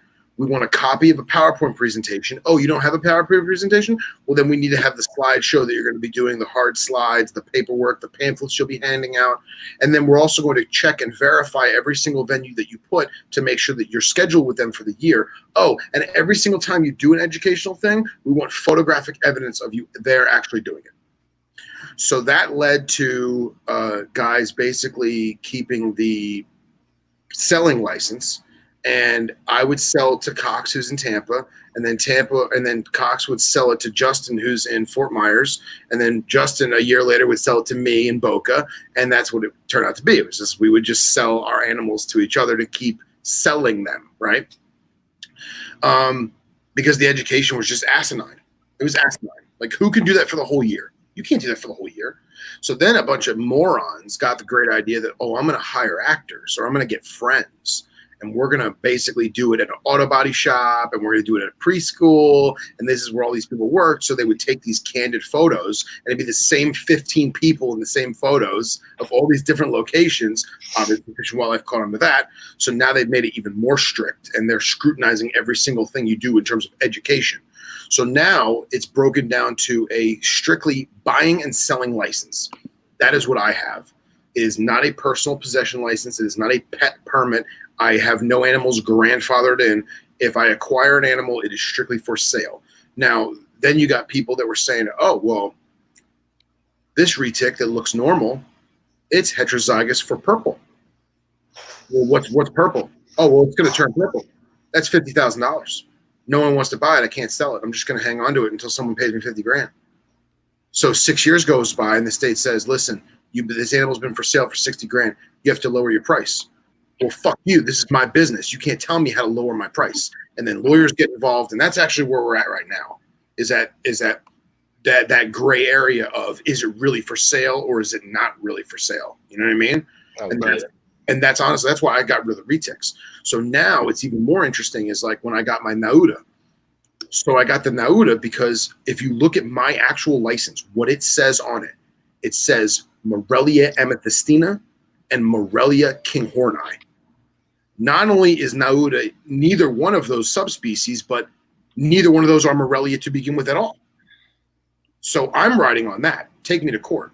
But at the same time, my investigator, he's really cool. And he really doesn't give a shit as long as my paperwork's in order and everything's cool. I could tell him, oh, yeah, it's Tannenbar python. And he'd be like, oh, okay. Is that a scrub? I go, yeah, but it's not the 2 on the list. Okay, no worries. And that's literally how it's going to – that's what's going to happen. I know it is. Knock on wood. I just crack up because they based it off from what I understand, the original Lacey Act paperwork, which one included kinghorni. Like, really? Motherfuckers, you banned kinghorni from importation? Like, that was already banned a long time ago, dumbass. Yes, thank God. Or Irregularis. That's the other one I always crack up about. Yeah. So, like, Irregularis banned. No one has them. Yeah, exactly. And that's that's the thing too, is like I would love to get amethystina again. I mean, I'd love to have them. You know, I'd love to get them and have a nice big arboreal enclosure and do it up right. But it's not. I can't do it because now when I have this big pretty enclosure, they're like, listen, man, this isn't for sale. I know it's not for sale, and they're gonna be up my butt about it. It's not worth it. Yeah. I mean, all my friends that had big snakes, all my friends that had retics, all my friends that had, you know what? There's a lot of reasons to live in Florida, but if you're a big snake person, not for you. South Carolina is the place to be. Oh, South Carolina. Then you got. I'm gonna shut up now on the South Carolina. So, I've had multiple friends that now they're completely out of reptiles because they maybe have a ball python as a pet, but that's it because they had to give away all their animals. You know, my good friends Matt and Jamie, they had a major big snake collection, and they were actually doing exhibitions at schools and college campuses and church youth groups and all this stuff. And now if you go to Busch Gardens and you go on the Ra ride, I think it is, the whatever Busch Gardens in Tampa has the Egyptian ride. There's during the waiting line, it's indoor waiting line. There's a big giant fountain of like this Egyptian god, and there's a 17-foot tiger retic in there. That's their retic. They donate. Oh, I'll bet you Billy was telling me about that because Billy works at Busch Gardens every now and then. That was like his other job when he's not firefighting. Yeah. I think he's told me about that. Yeah, that's their snake because they could not find another CSP license holder in Florida to take it. They're like, listen, we're going to give this away. It's a 17-foot female tiger. Take it. And no one was like, no. How about this? How about I know a guy. You want to hear a fucked up story? So Florida Fish and Wildlife, basically, you know what an NTA is, notice to appear? It's like getting arrested without actually going to jail. A acquaintance of mine got an NTA, a $500 fine, and his license revoked for a year because he had the CSP permit. He bought a retic. He kept it for like 6 months, sold it to another license holder in Tampa, mailed it to the license holder FedEx. Where's the FedEx hub? Memphis. He illegally exported a retic out of Florida, and the other guy illegally imported it into Florida. I think I've heard about that story. I was told about that from some Florida guys one time.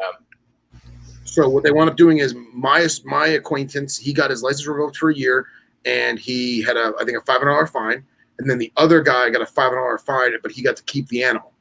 Believe it or not. How the fuck's that work? That's it. God.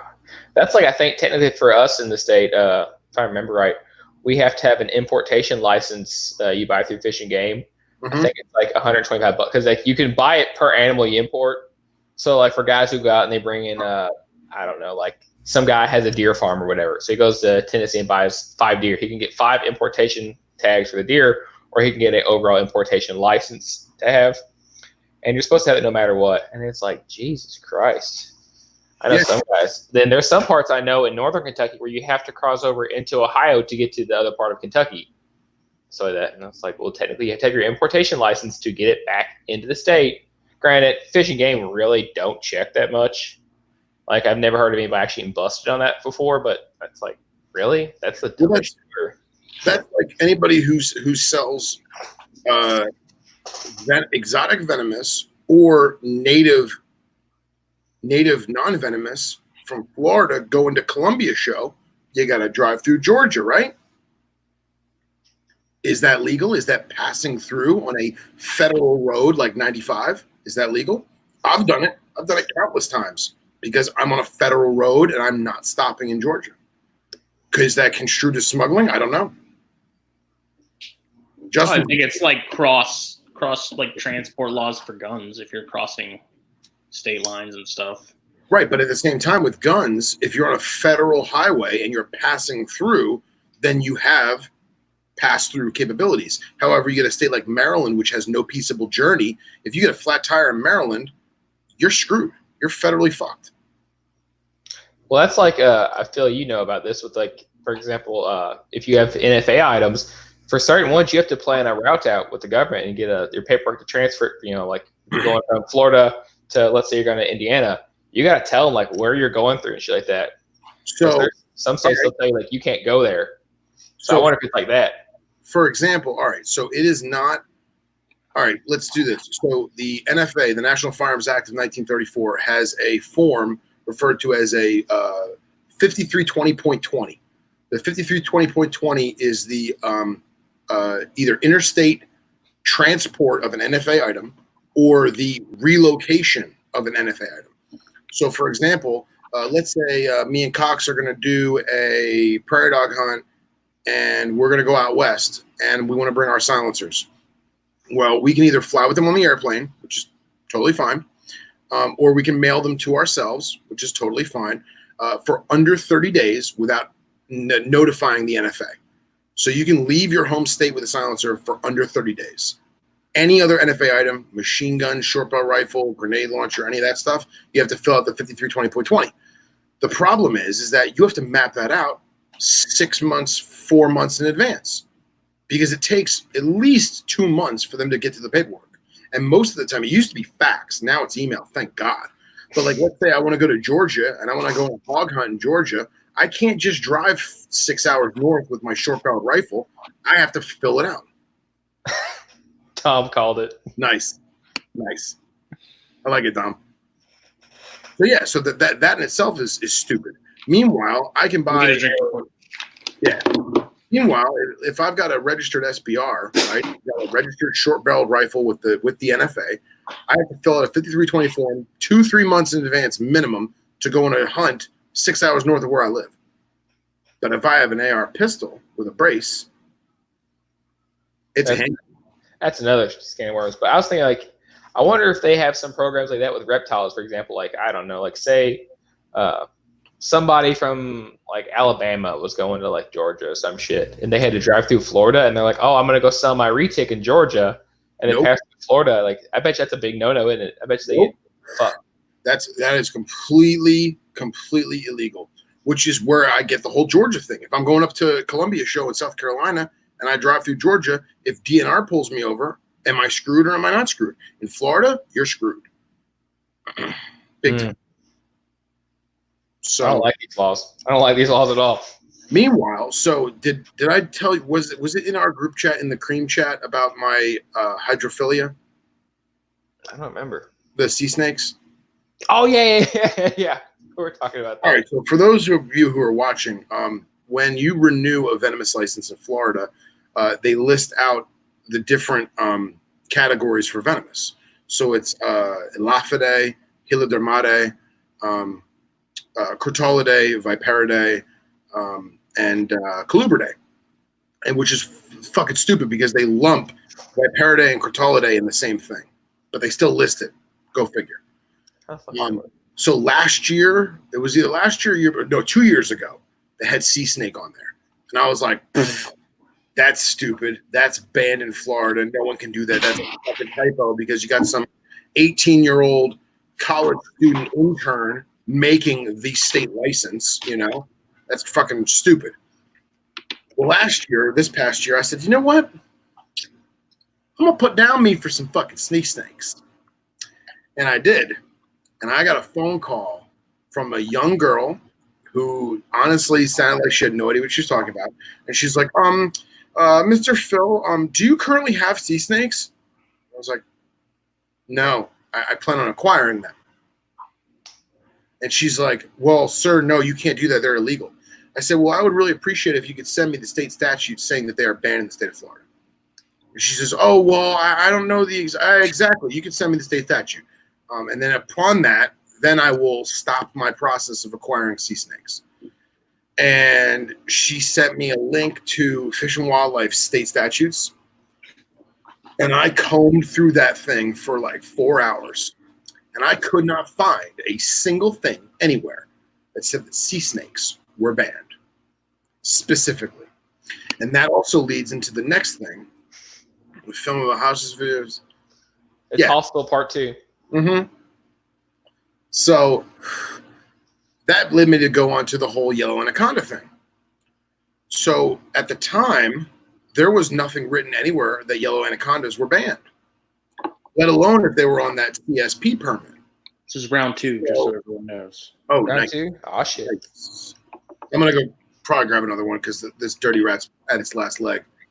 So now what I've come to find out is that the yellow anaconda is the first ever banned reptile in Florida, and it was a guinea pig. It was a test. It basically they picked a species that they knew no one cared about.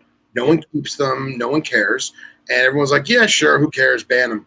And that was the gateway. That was the give an inch, take a mile. That was the foot in the door.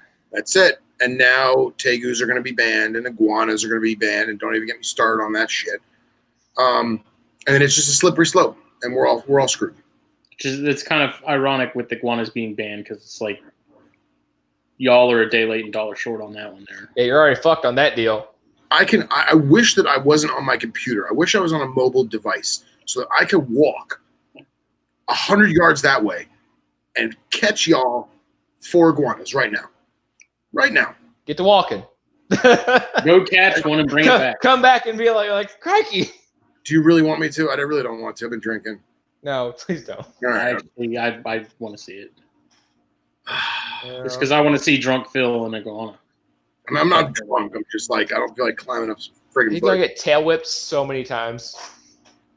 So, I don't know, man. This is how I feel about this. And a lot of people say that I'm a paranoid conspiracy theorist, but the proof is in the pudding, man. It's there. You know, people freaked out because they changed the venomous from 1,000 to 4,000. And When did that happen?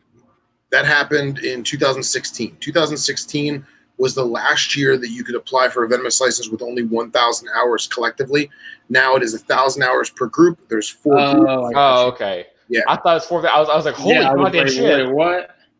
Well, that's the thing is it's 1,000 hours per group. There's 4 groups. Well, who the fuck's going to do 1,000 hours of heloderma? Well, that's what Justin, y'all were talking about that in your last episode, actually. I was thinking about that. I like them enough. I'd do it. No, man. That's retarded. It's dumb. Phil, I would sit in your floor with a heloderma in my hand just going, all right, 1 Mississippi, 2 Mississippi. Well, dude, I'll tell you, when that thing happened, the guys that I had under my tutelage, we had a bunch of really mean bearded lizards. And thank God they were mean because, like, the guys and the gals who were doing it, they could actually train with an actually aggressive one or angry one to actually learn something. You know what I mean? Because most of the time we tame them down and they're puppy dogs, you know? So. They just sit there on your hand going, put me back down, please. Right? Are you going to feed me? Oh, man. I love how bearded lizards are assholes. For example, too, is Colubridae. So you need 1,000 hours of Colubridae. Nobody has those animals. And if they do, they're selling them and they don't last that long. So you know what I'm saying? It's asinine. No, I don't, because I'm in South Carolina and I don't have these problems. I heard a rumor that the whole 1,000 per group was a fuck up. It was a typo. It was supposed to be 100 per group, and somebody accidentally added a 0 with their pinky. I heard that. I mean, that could happen. You know, could happen for sure. Government Wouldn't put it past them. me. Yep. So. Well, that's what now Boega are included with the fucking colubrid stuff, ain't it? Correct. Yes, they are. That's fucked. Well, that's like here in Kentucky, it's flat out written, you know, no rear fang stuff except for heterodon, and then it goes through, you know, the families and some of that.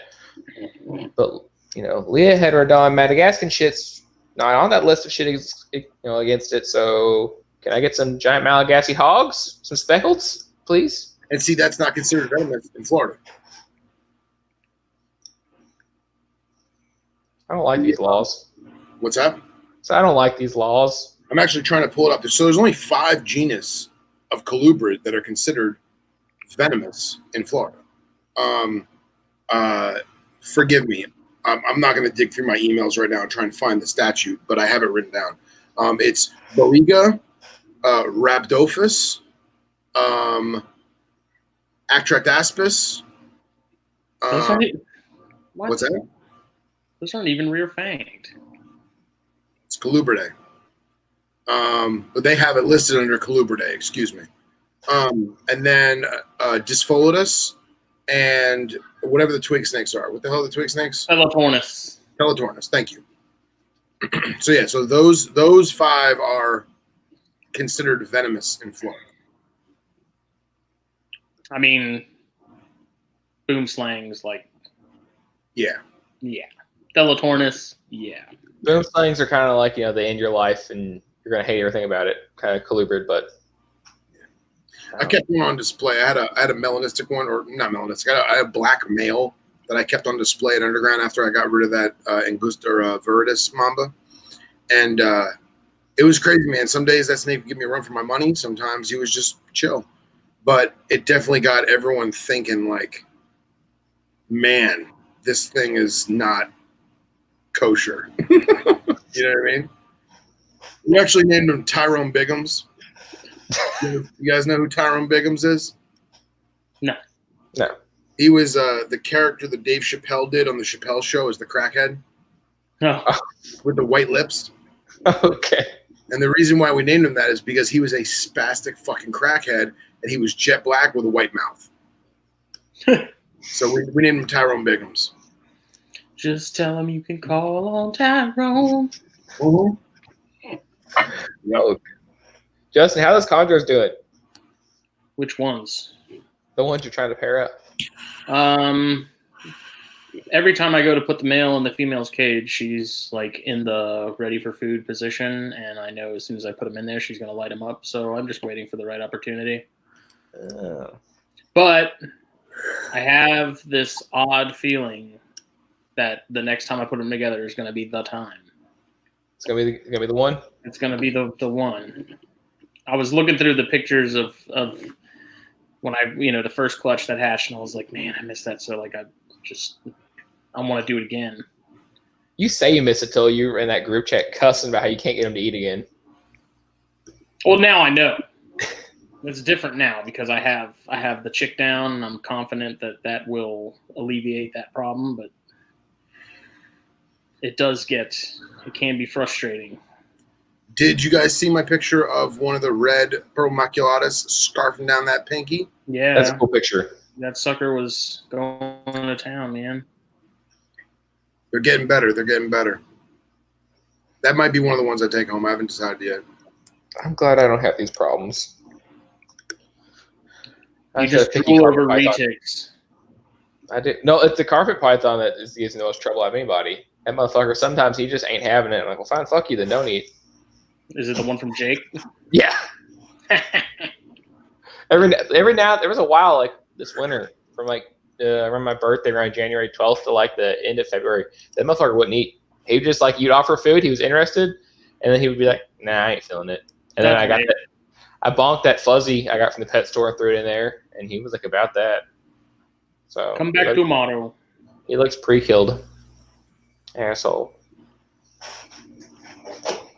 Fucking snakes. I hate them. And that's kind of funny because Jake sits there and talks all that shit about, oh, I got all mine to eat, the first time, blah, blah, blah, blah, blah. And then I'm like, okay, well, you sent him out to Cox and his isn't eating, so what do you have to say about that?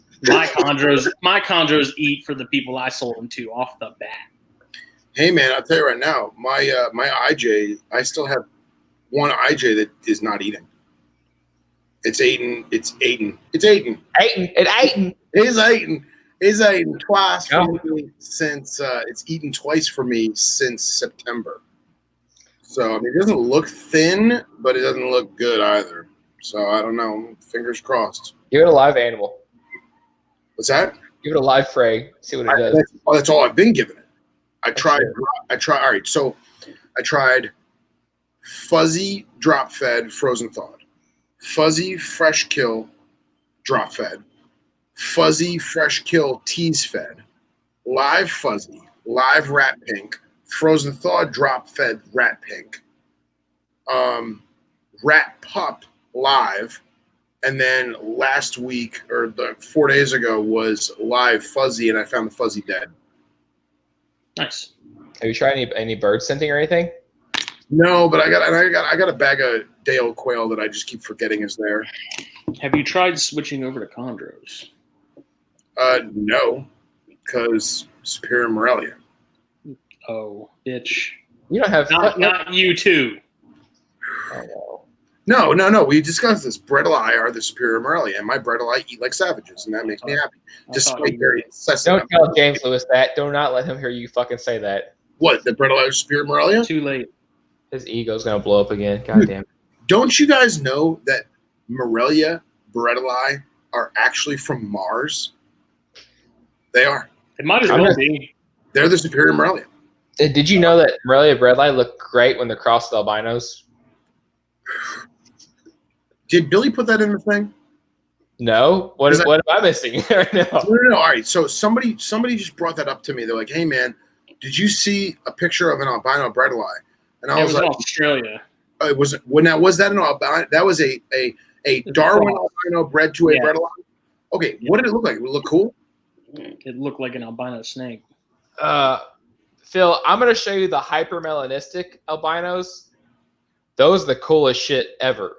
And they're straight Darwins though. No, these are they were hypermelanistic Bredli bred to albino Darwin, or no, it might have been albino coastal because it was Australian too. What up, hen dog? But they are What's up? fire. Oh man, I gotta go really Interesting. Are you pulling up with a screen, Cox, or no? Fuck, I forget I can do that. Oh my god, we're in the new age. 21st century, brother. I'm gonna open Facebook and see his messages from James Lewis and want to punch him in the throat. Yep, he's been messaging me trying to get my phone to go off.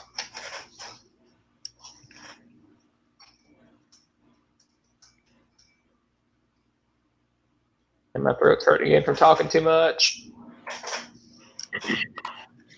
Fucking Corona. Fucking Corona. Whoa, my phone is blowing up. There it is. Oh, Sean just sent me pictures of the albino Bredli.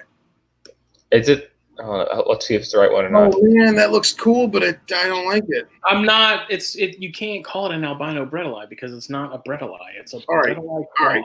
You're right. You're correct. So Sean just sent me this picture. It looks really, really cool. Not for me at all. At all. Not feeling it.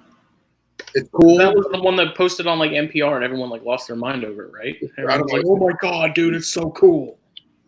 It's because it was cool. It looks neat. It's neat. That's not the one. If you put a gun to my head and said take that or a straight up albino Darwin, I'm going to take the straight up albino Darwin. In fact, Sean sent me pictures of his albinos, and unfortunately, I was not as attentive to his text messages as I would like to be. And forgive me, Sean. Its work's been friggin' crazy, and he mentioned them to me during my shift, and it was just tons of crap. But look at this. This is the mail that he's got. I'm showing. Don't forgive him, Sean. No excuses. Look at this animal, dude. Look at that. Like, I am not a morph guy, but you can't even see the pattern because of the phone. It's wide. It's a leucistic. It's a super jag. It's not leucistic. It's just bad camera. It's the live super jag. I'm trying to find this fucking picture again. Yep, that's an albino snake, all right. You guys suck. No, you suck.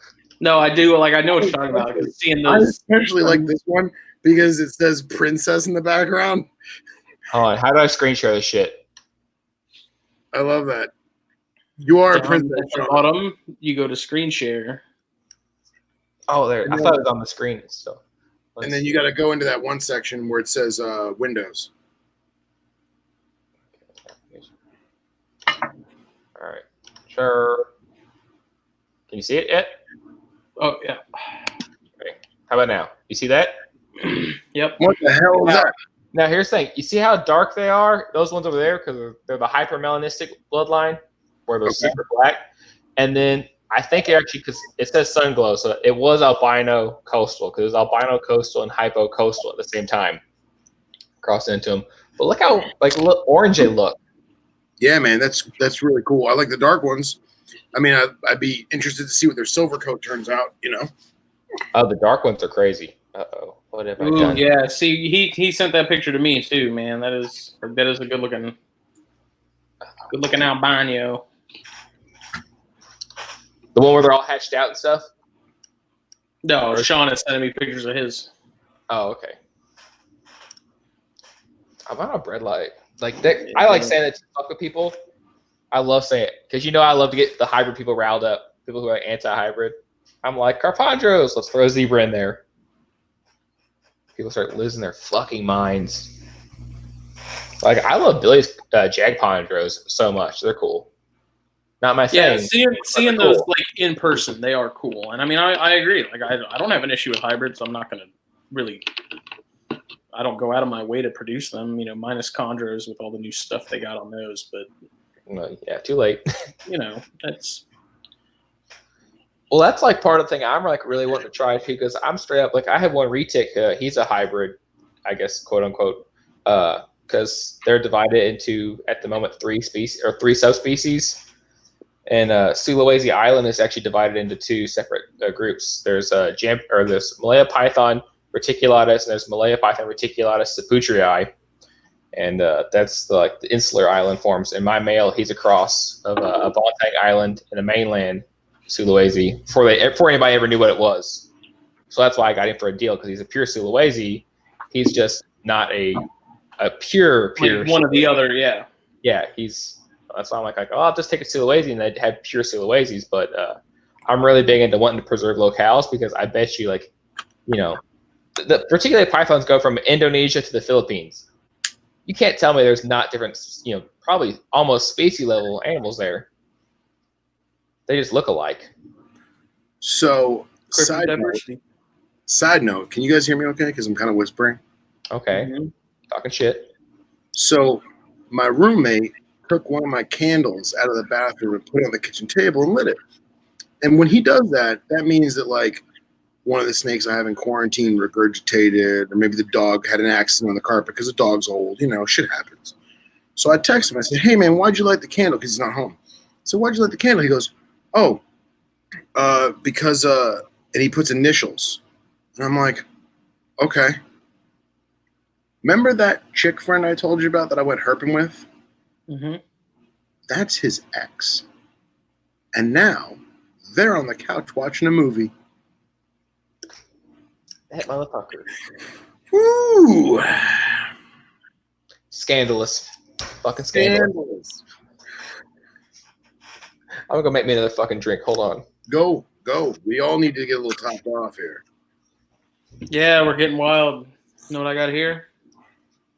Water. Water. What happened to that bang you had? It's gone. Dude, that was gone within the first, 10 minutes. Long gone. Long gone. I'm enjoying tonight. Tonight's a good episode. We're having fun. Granted, I went on a little rant there for a little while. My sincerest apologies.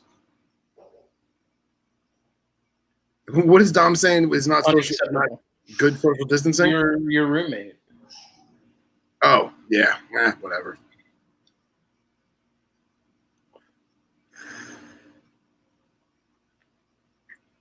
Cherry Vanilla Coke Zero.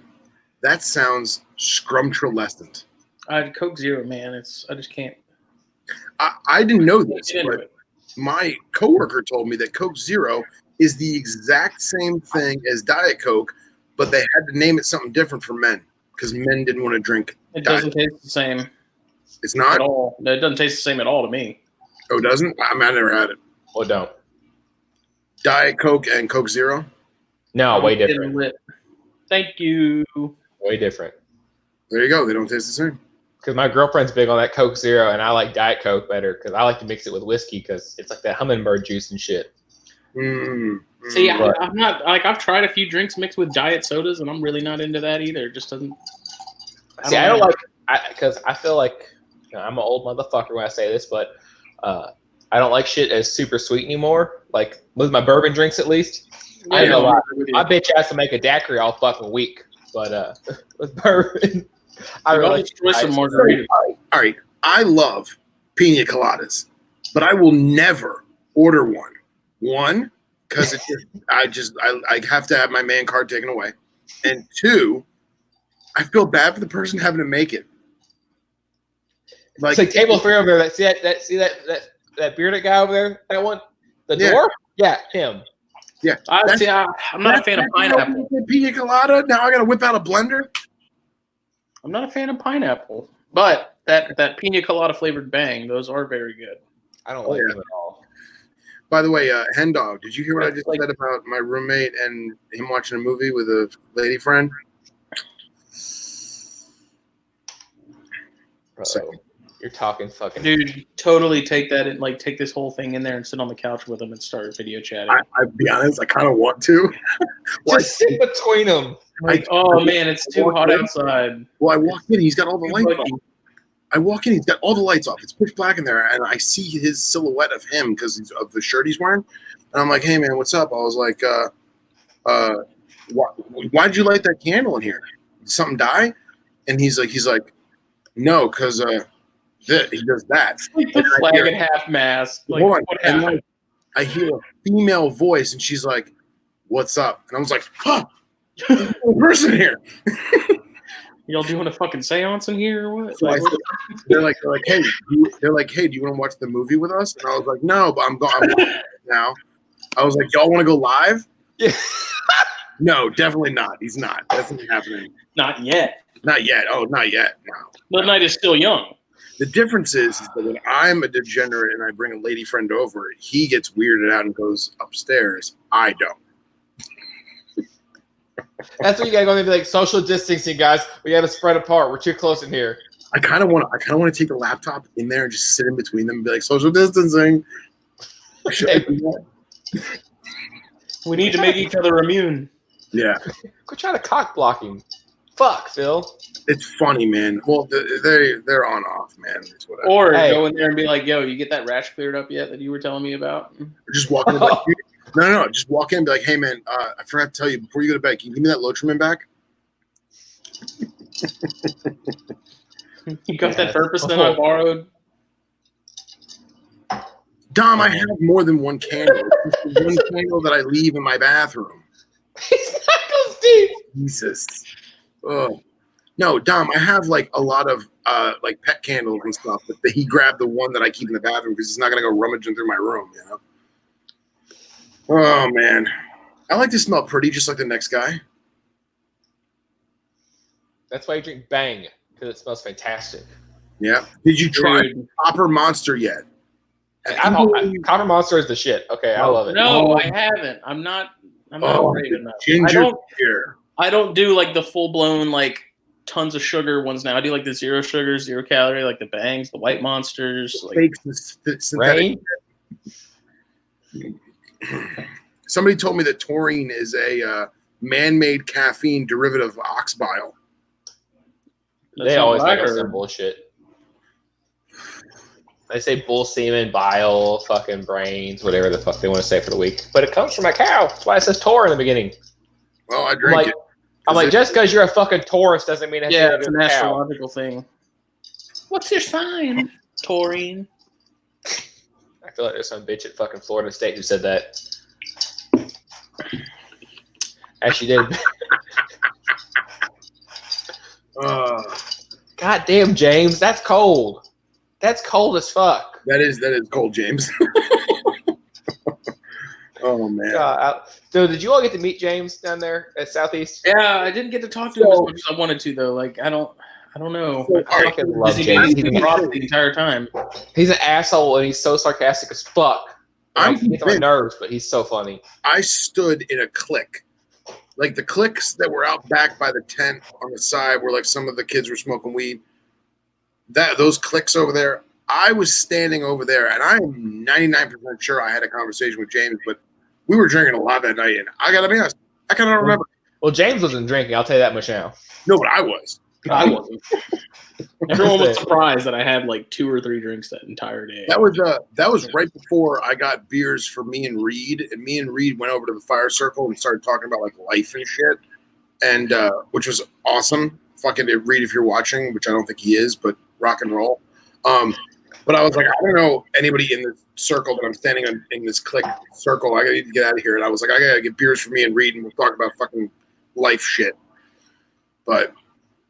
So yeah, James, if I did talk to you, my sincerest apologies for not remembering. Did who finished the bottle that night? Of what? A bunch of people. Of your bottle? The bottle I sat with you. Your bottle was distributed. I was laughing about that. I sent it. because I had like 3 bottles. Because I got one for myself that month because that was right after my birthday. Then I had an aunt. She brought me that bottle, and I was like, I got fucking plenty of this. And then I got another one from a friend, and I was like, Jesus Christ, here, pass the makers out. Yeah, dude. That like I opened it, I put it on a table, and by the end of the night, that thing was just empty. End of the night, dude. It was like 3 hours, bro. I was pissed that there was no Snapchats of Cody Bartolini lip syncing some NSYNC or shit like that, holding a bottle. I'll be honest. I don't think he was too busy. Yeah, I don't think he had a sip until like 11 o'clock at night. His drunk Instagram stories are my favorite thing in life. I fucking love them. God damn it. God damn it. Oh, man. I've never got to meet Cody, but I've already known just from watching his Instagram stories for so long. His rants are hilarious. I love when y'all have him on the podcast, but just goddamn it, take some extra earrings on. I want to have him on again. We just got to find the right time to do it. He's the best. Fucking. Like, I should have told Jake, like, dude, no one's working. This should totally be the time where we're like doubling down and doing like 2 episodes a week or more. Yeah. The THP stimulus package. That's it. It's like the M&M stimulus package, but good. It was weird doing the podcast the other night and not having him here. I was like, it's just me. It's like that scene from Ghost where you're making the pot and you can just feel his spirit, but he's not there. Righteous Brothers playing in the background. Sorry, I watched too much Your Anthem. Sorry. Nice.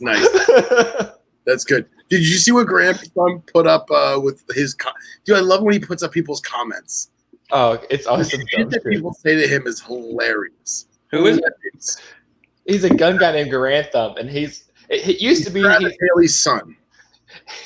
He would go on forever, and like when he first started making videos, he's like talk about this in the comment section, but it slowly turned into this like shit show dumpster fire in the comment section, and people just say the dumbest shit. Like one's like, it's like the only thing I can think of at night whenever I fall asleep is you just spitting in my mouth or some shit like that.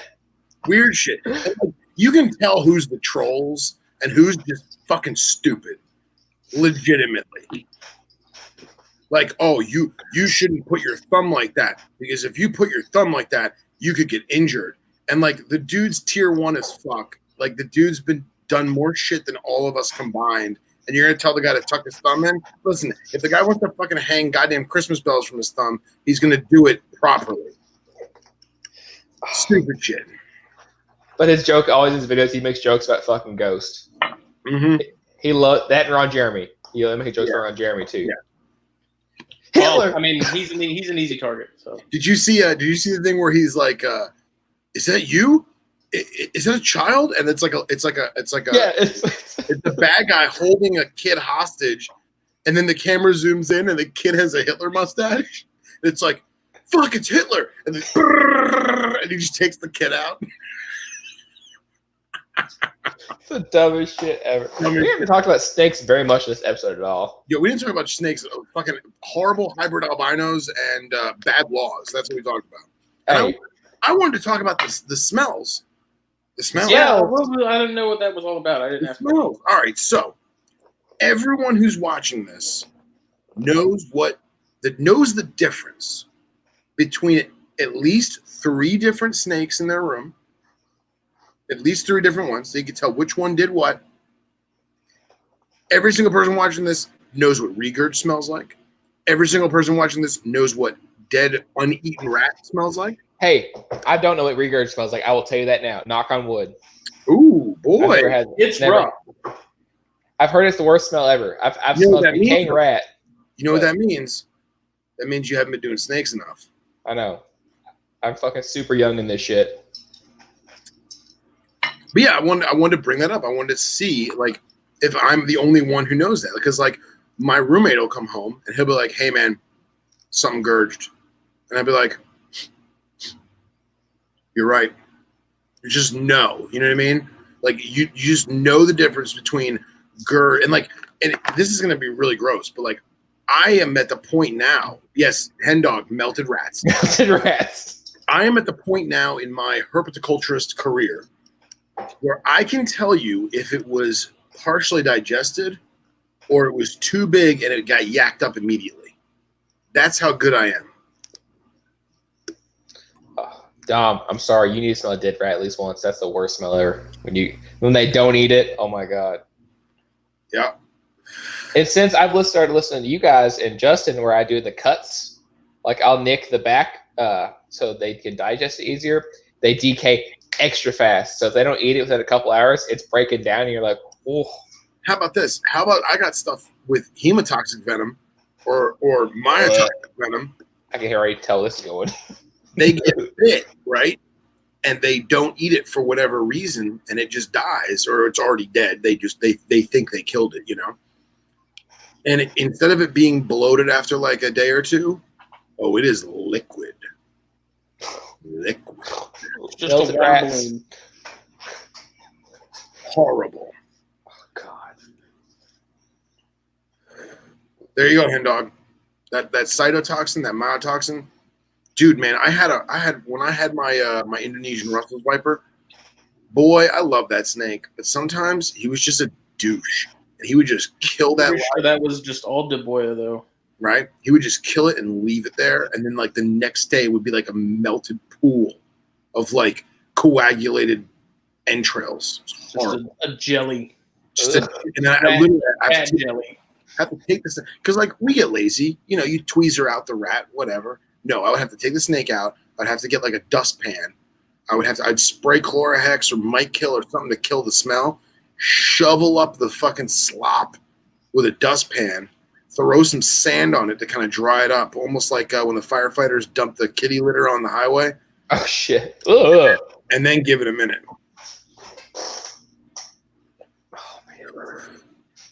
Oh my god, jeez.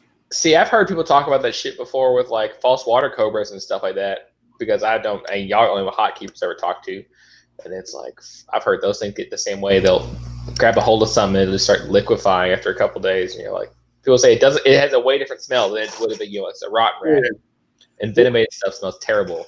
I got lucky with my falsies is that they always ate really well, but dude, it doesn't matter what they ate. That poo was just like fishy swamp poo. And like the one gentleman that we were talking about who was on the podcast, he's like, oh, I got like 12 breeders or whatever. Remember when we were in the group chat? Yeah, I remember that. Yeah, it's like, dude, I can't have that. I don't think I could do 12 adults, man. 12 adult falsies? Not for me. That's like fucking dry Marcon. Because I love dry Marcon, but I've heard they're the same fucking way. Yeah, and I got mine in my bedroom, and Jenny Colubrid. Thank God I don't have a girlfriend. See, that's like, because, you know, like, I'm the guy who fucked around too long in life, and I'm just getting to the point where I'm about to start buying a house and shit soon. And that's what's holding me off from getting dry Marcon is I will not keep them in my bedroom where I sleep because I've heard they're that bad.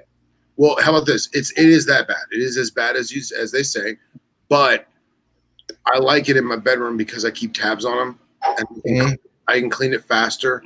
And like my snakes they're so intelligent, man.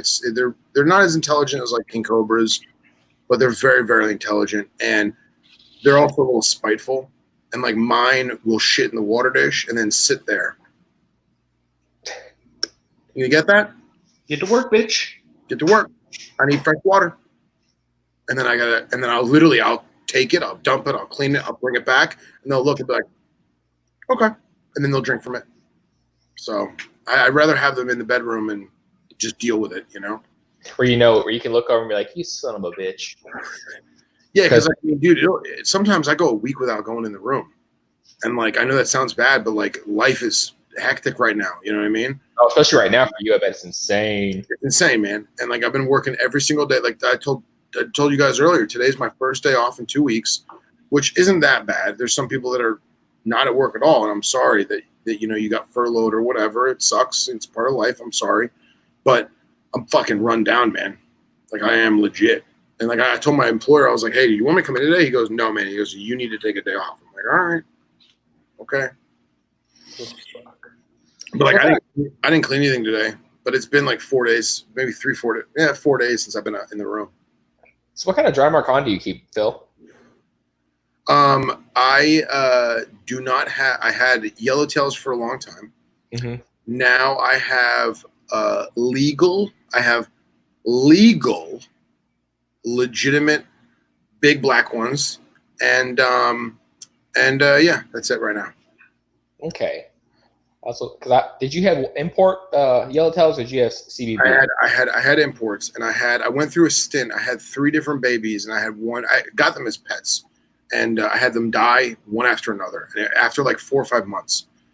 And I don't think it was my husbandry. I think I just got the stress of being imported as a baby, and then I wound up getting a 4-footer male that was again a pet, and that thing was a friggin' lunatic until you got him out.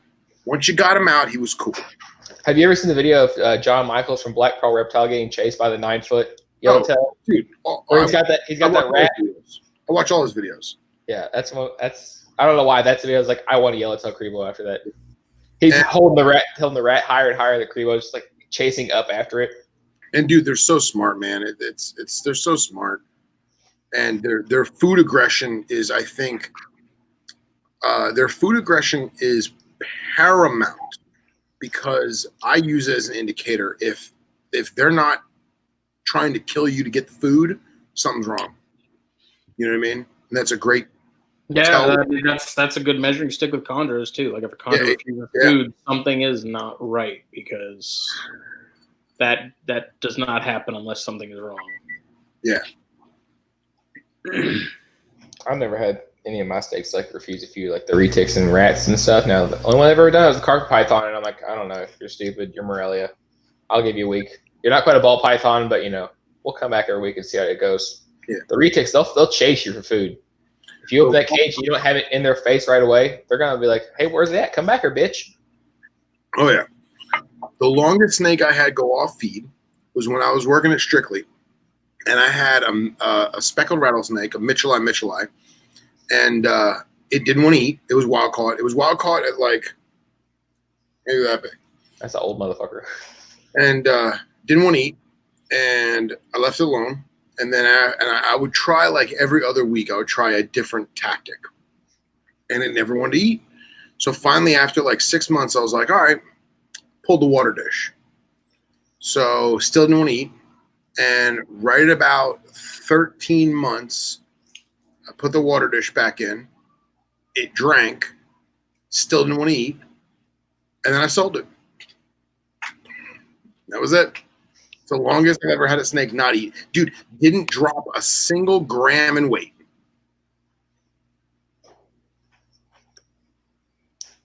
Touche. Fair enough.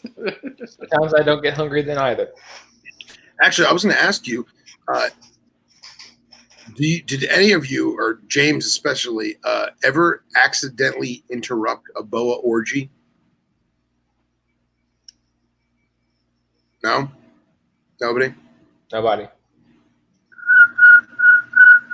That's just you, Phil.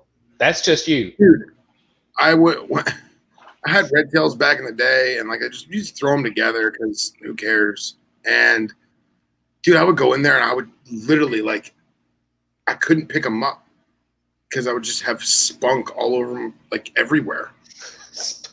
Horrible. It's horrible. Looks like a fraternity house.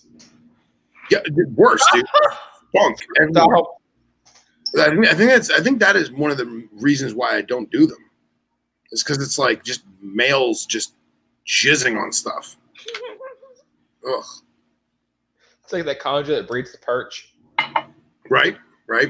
I love those pictures. I always scroll through Facebook. I'm like, what the goddamn shit? And I'm like, oh, that's a perch covered in fucking sperm plugs. Yeah. God damn. Or it's like when you go to the pet shop that has a couple different species of tortoise together, and like the Herman's is trying to breed with like a juvenile sulcata, and it's just not. Or the water bowl. Or the water bowl. Yeah. Oh man, fucking sulcata tortoises. My favorite sounds ever. Especially my favorite was ever was like I was a kid. I remember Aldabra tortoises at the Louisville Zoo, and you just heard, and I was like, "What the fuck?" That sounds terrible. Sounds like someone's struggling.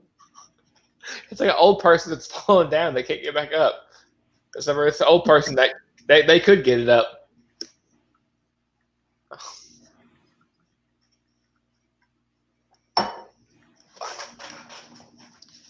That was too much at one time. Uh-oh. In trouble? What happened? Oh, so you looked over like you saw a ghost or something. No, there's like I got the garage doors kind of open and all the flying bugs of the night are making their way in here. Oh, I thought like a cat was going there to attack you or something. Go ahead. Fucking tiger was attacking him and no one helped him. Oh man. You know what I like? The funniest part about that whole thing with that was like he talks about how much he cares about the big cats and how he's he'll kill someone else before he kills a tiger, and then like one of the tigers attacks him, and he's like, "I'm gonna shoot you between the goddamn eyes." He's this close from capping a tiger on film. He is that close. I love my tiger. I'll kill someone else before I kill one of my tigers. One of the tigers hits him. You bitch! I'm gonna shoot you right between the goddamn eyes. He's hitting it with the cane. Yeah, you're in a freaking enclosure with like 4 giant ass ligers and tigers or whatever, and you have a gimpy leg, and so you have like one of those arm brace things with the cane on it, Mm-hmm. and you're walking like you're You're right target. You're asking for them to freaking Somebody like, hey, he's injured. my shoe, God damn it. Oh my Yeah. god! I just saw what Dom put about frat parties. That's why I lost it a minute ago. I read that and I was like, oh fuck. Mm. I could see Dom. I could see you walking in and being like, "What the fuck?" and just be like, "I'm out." It's on the ceiling. Nice, thank you, N Dog. Coronavirus. Biggest bitch in the world. Oh god. Oh man. James, you're missing out, buddy. I'm with you, James, man. It is a shit show of grand proportions. Now, well, hold on, James. Did you hear what I was saying earlier about how, like, and I don't know what time you chimed in our show right now, but that was supposed to be us, man. It was supposed to be us. That's why I kind of don't want to watch it. But I hear it's a hell of a fucking show. It is. It is fucking fantastic. Okay, Justin, I don't know about you, but the moment because I was watching it and I was really about to give up on the motherfucker in the first episode, but the moment that dude was on there shirtless with no teeth and nipple rings, and it said Joe's husband, I was like, hold the fuck up. Staying. Sold. I'm like, you just bought me for how much? And Kara goes, how many episodes is this? And I go, 7. She's like, we're watching it all. And I was like, don't worry, I was already on it. Oh. That whole thing is just hella fucked. As the deeper you went.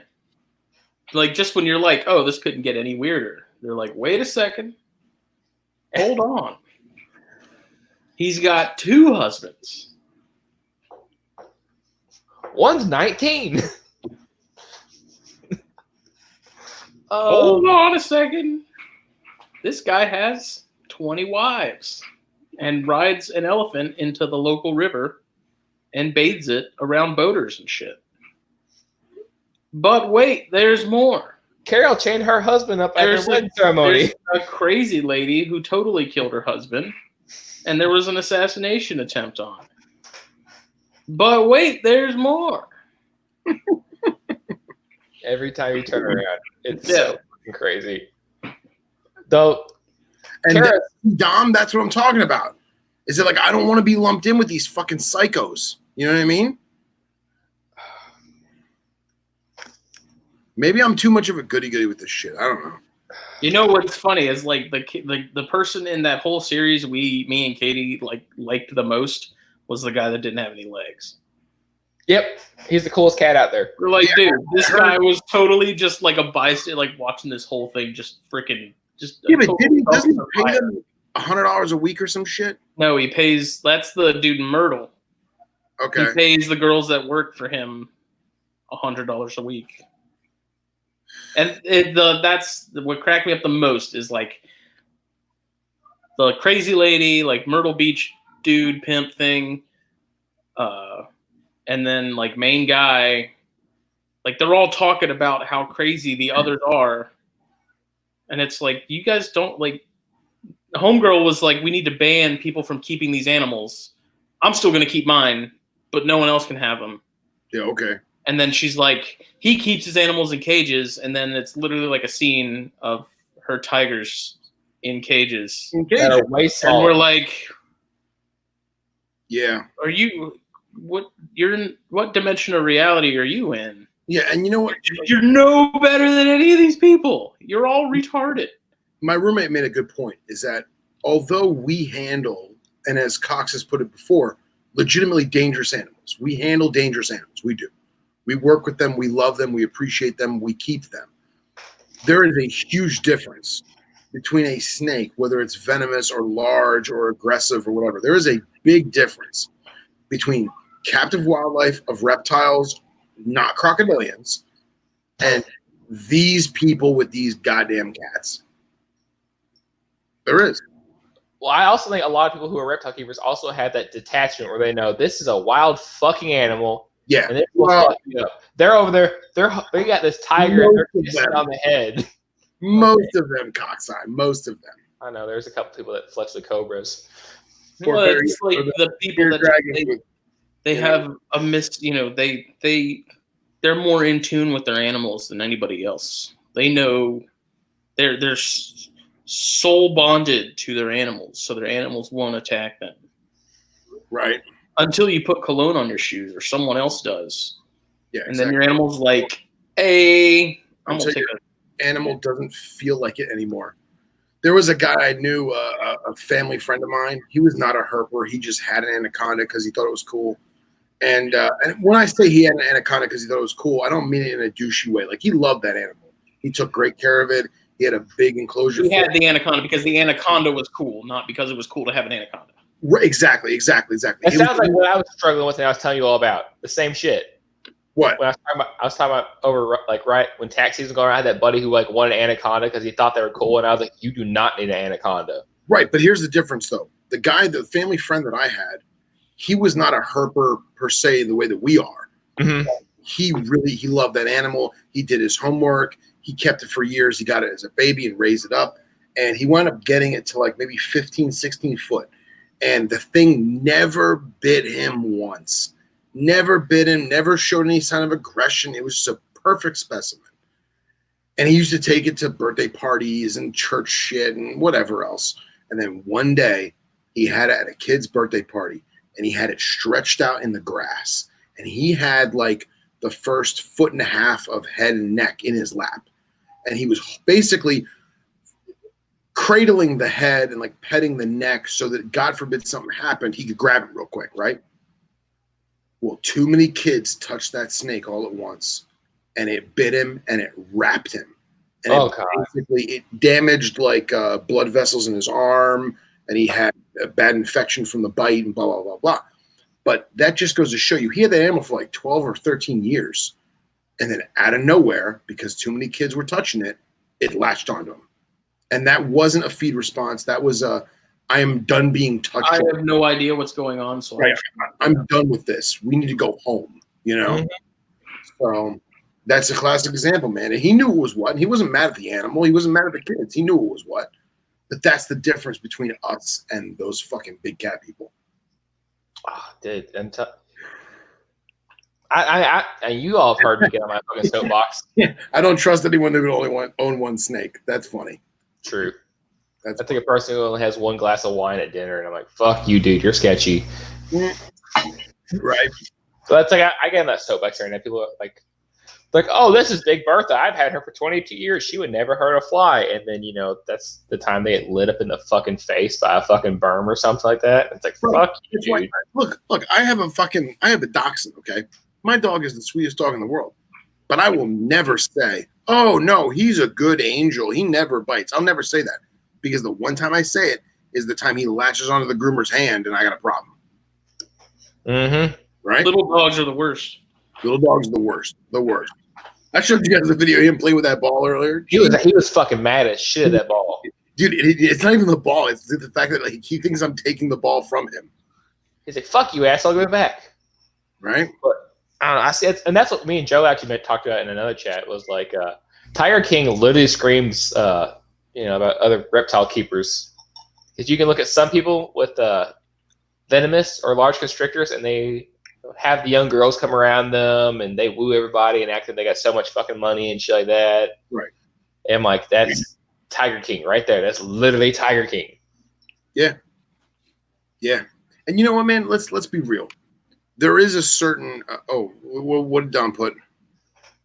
Don said, we have a berm at the rescue who killed his owner, owned for quite a few years, not in great care. The guy came in drunk one day, hit his head, and he got wrapped, and now we have a berm named Red Rum. Wow. But although that animal did kill its owner, the circumstances in that are what ultimately led to the individual's death. Right. It was not the fact of, the snake missed the rat on the tongue and killed him. Like, that's not the case. This is clearly a unique scenario, right? Right. Well, that's like there was that baby in Canada that got killed by a berm, supposedly. And the initial news report, one of the sweetest animals, there you go. So the initial news report said that the Burmese python went into the baby's crib and killed the baby. Well, not to get morbid or gross, but anyone who keeps large constrictors has seen them kill their food, even if it is frozen thawed. And usually the eyes pop out of the sockets, or there's hemorrhaging, or there's bone breaking, or whatever. Well, this baby only had marks around its neck. It had no. I remember hearing about that. It had no bite marks. It had no pop capillaries in the eyes. It had no burst blood vessels in the exterior of the torso. It literally just had bruising around its neck.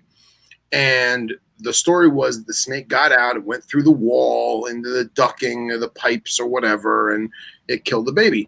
Well, apparently another news article came out like 2 weeks later about how the boyfriend of the mother of the child was on the lam from the feds in Canada, and apparently they caught him and he got charged with strangling the baby to death.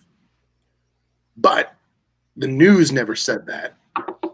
All we ever heard about was the python. Python killed him. Right. It's sick world we're living in with sick people. Yeah. Oh, there you go, James. Maybe I'm mistaken. I'm sorry. Literally sick. They're coughing everywhere, goddammit. Coughing everywhere. Right. Yeah, there's someone local that owns a shop here, and he does like birthday parties and stuff, and he's got pictures of the head of big retics being way too close to kids. Like, I don't care. Same thing. I don't care how tame it is. Yeah. Like, you're rolling the dice. Like, there's no need. The kid doesn't have to have a magical experience of like Frenching the retic. Here's the thing, and I can tell you right now, as a person who was that child once upon a time, you can have a magical experience just holding the tail, or just holding the middle of it with a group of friends. Like, that's fucking crazy. You don't have to hold the fucking head, because retics, let's be honest here, we can all remember when retics were sketchy and you didn't trust them with your life. They were scrub pythons. I still don't trust them. Yeah. I love them and appreciate them, and I don't trust them. They were all wild caught. A lot of the generations, until like a lot of the morphs came around, like, I bet you there's still like some, like, because I got an F1, and granted, he's the coolest snake I got. That's my boy. That's the motherfucker I like. That's the one. Even sometimes I'll catch myself and I'll even tell us, I'm like, you're getting too comfortable. Fucking back up, dude. Yeah. But don't trust them, motherfucker, because if they get spooked, they'll kill you. Yep. And that's saying they won't. Everyone's like, oh, it wrapped and tried to eat him. No, it just it's like fuck you. I'm just gonna kill the threat and go away. It's like a gun owner, you know. So it's like, kill it, leave it. I'm done. Get the fuck out of here. And I'll tell you, man, like, not to. I hate saying ill of retics because they have the bad rap. They do. They're the pit bulls of the snake world. You're 110% correct. They are literally the pit bulls of the snake world. I love retics. I think they're phenomenal. They're not for me right now where I am in my life right now. I don't have the ability to keep them properly, and it's just not for me right now. You just can't have a big collection and have big retics. That's the thing. You have to have a small Right. collection. You can have. It's like Garrett Harlow says: big snake, small collection; small snake, big collection. You know. You got it. But I tell you, man, I never once ever trusted a retic. No. And the worst bite. Yeah, I'll say it. The worst bite I ever had was from a 16-foot Sulawesi through the bag. And Was it a male or a female? It was male. It was male. Yep, it was a male. That sounds all right. And that was the thing too, is that like this is an animal that I had out, and I had it around my neck and stuff, and it was a bad scenario, and it belonged to a friend of mine, and he's like, "Hey man, I want to bag this thing up because I'm shipping it out." I sold it, and as we're, when like you smush the bag and try and get the snake to ball up, and he literally says, and I quote, "They bite through the bag, right?" And I said, and I quote, "What do you think? This is my first rodeo?" And right as I said, rodeo, boom, got me on the hand. And it's just, that was it. Done. And it was luck, man. It was just bad place, bad time, bad scenario, No, did it, whenever it bit your hand, did it crack all your knuckles at the same time? No. I pulled and it got mostly. Oh, it slashed. It slashed, yeah. So it bit me like a blood python. It bit me like a blood python, right? And I had the scratch marks in my palm, and yeah. Because there's a lot of people that get bit on the hand by retics, and there's that thing. Everybody, if you ever ask a guy who's got bit on the hand, they'll tell you they got bit, and their hands after the pain is over has never felt better because it literally there's bites that's so strong it cracks all their joints at one time, like you popped them all at one, like a chiropractor. And I'm like, ouch! Fuck that noise. Now, only one other thing ever came close to that, and that was a 3-foot smooth fronted caiman that got me on the fingers, and I pulled out real quick. And, I pulled out real quick. That's dirty. That's dirty. Yeah. And I was so mad because it wasn't the fact that I got bit. I'm gonna shoot you between the fucking eye. It wasn't the fact. It wasn't the fact that I got bit. It wasn't the fact that I made a mistake because it's my fault, not the animal's fault. It's my fault. It was the fact that I had to change the water because I bled so much into that water that it was just red. And I was like, oh, now I got to dump out like 60 gallons. Jesus. So. You dumb bitch. I'll shoot you. What's that on YouTube? I hate all the stories you hear people get fucking tagged by mambas through bags. Those are the worst stories ever. Yeah, and then there's that famous video that Justin keeps trying to find of the gaboon. Yeah, I still can't. I still don't know what video of the gaboon you're talking about. So, all right, it was a Mutual of Omaha's Wild Kingdom.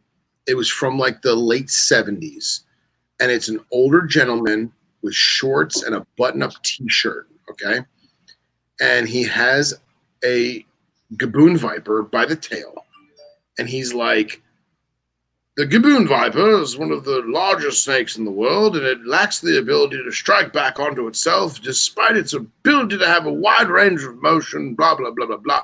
And as he says, it lacks the ability to strike. It pendulums up, grabs him on the hand, and he screams like a child being axe murdered. He goes, "Wah!" And the video cuts. Jesus Christ, I've never even heard of that one. Mm-hmm. And there's another video of another guy where he's like, they bag the gaboon and it's in the bag and he throws it over his shoulder, bites through the bag into his scapula, and he wound up dying. I know he died. But he goes over his shoulder, he goes, "Ah!" like that, and then the video cuts. Why would you like gaboons? Like that's another snake. Like you see people like posing with gaboons, like they've got it tailed on a hook and they've got it like way too fucking close to them because that gaboon could just hop off the hook and come swing over and get their thigh or something. And they're like this is my best snake ever. I love it. And I'm like, that's a wild caught gaboon. Fuck that motherfucker. Well, you saw my big gaboon I used to have it underground when I was baby Phil. Did I put that in the group chat? Were you when you were Stash Phil? No, when I was Baby Phil and I had the jean shorts, the jorts. Oh, I don't remember that picture. I just remember the mustache. That was my favorite. I'll find it. Hold on. We need Raw Rock mustaches for November this year. I'll find the jorts. Stand by. Now I got to go digging through these photos. Are you trying to find Tiger King where he's getting attacked by a liger? Mm-hmm. He's looking Why are all those ligers so obese? because they want him to get huge. I don't understand They that. all want that world's largest liger thing again where they had, remember that one they had was like Goliath or whatever, and it was like fucking stood up and it was like 12 foot tall. That's They're what they all want. so obese, man. I feel bad for those animals. They're little whiskey barrels with legs. God Yeah, love they them. got that dust ruffle. Dust ruffle. I like the fucking. There's one scene where I think it's the guy from South Carolina is posing with this tiger, like he's doing his like candid, like look at me with my cat, and it's this fucking white tiger, and it turns and it's cross-eyed as a bat.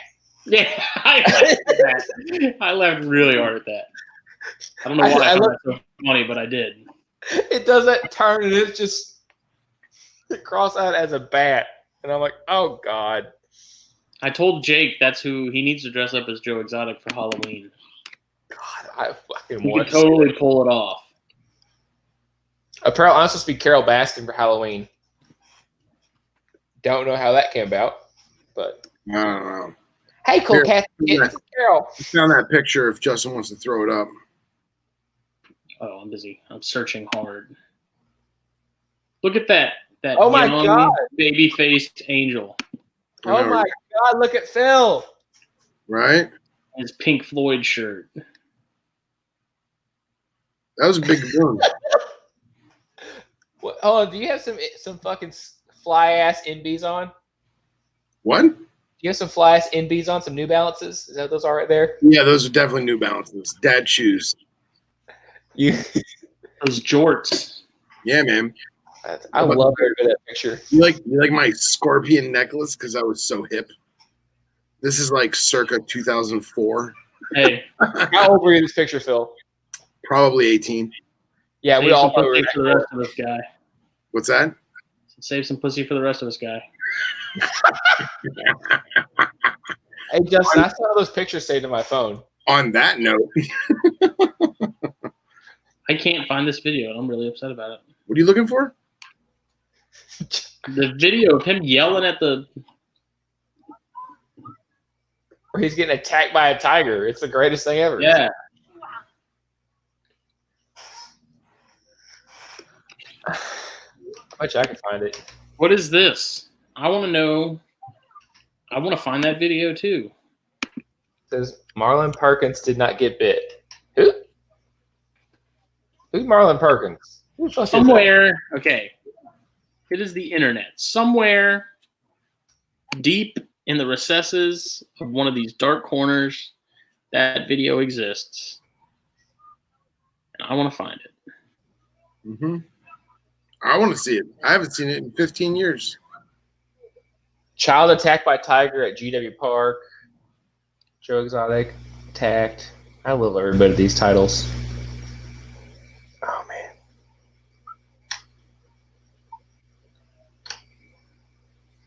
Carol Baskins is the biggest bitch in the world. Oh, what's James saying?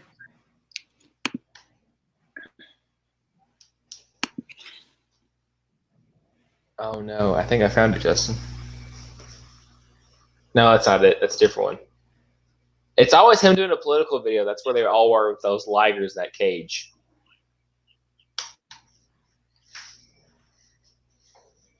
Mutual of Okay. Omaha. Good factor. Mutual of Omaha. Yeah, Dan, we're still going. My girlfriend's probably pissed right now. She's like, "You're still doing this dumb shit?" Actually, she's probably watching still because she's awesome and supports me for some stupid reason. Good man. You guys got it good. You got good women that support your filthy degenerate habits. I don't know why the hell they're with me. At least Justin's good looking. He is a handsome squatch. He's a good looking squatch. That picture y'all did, like that family photo you posted the other day. I'm like, God damn, he is a tall motherfucker. Yep. All the unnatural smiles. So he got lucky, man, because every girl is short to him. Exactly. Everybody, period, is short to man. Well, Coxeye, I don't think you and I have ever met in person. How tall are you? I'm 6 foot. Okay. Fuck, man, I am a midget. Dude, the moment you post that video where you were shooting, it looks like a fucking Gustav or something like that. You were shooting it, and I'm like, oh no, I know Phil's shorter than me. He's fucked. That's true, yeah. That one video. I'm shooting a Gustav, and I'm like, I know exactly how tall you are now. That's funny. That's why I made. Yeah, I said that. I commented that one day. Said, "God damn it, Sasquatch and the Hobbit." That's it. That's it. But from what I gather, apparently Burke's shorter than me, so I'm still good in that He was capacity. very short. Was Joe shorter than you? Which Joe? Phelan? No, I think we're the same height. Okay. I think we're the same height. Like, I'm like, Joe gets bent out of shape sometimes because I said, Burke's a fucking hobbit. He's like, I'm 2 inches taller than Burke. and honestly, that makes sense. Like I'm 5'6" and Joe's 5'6", and fucking Burke's probably like 5'4". I love the jokes. Owen's like fucking. If I remember right, he's like fucking Justin's height. But I just love all the jokes about how short Eric is because he's not that short. Yeah, like I have friends that were like really short, like 5'2". Because the first thing I ever told Eric was at 10 lane, I said, "You're not as short as they said they were. They said you were." And he lost it. He fucking lost it at 10 lane when I said that. Oh shit, Dan, where'd you get a Glock 18?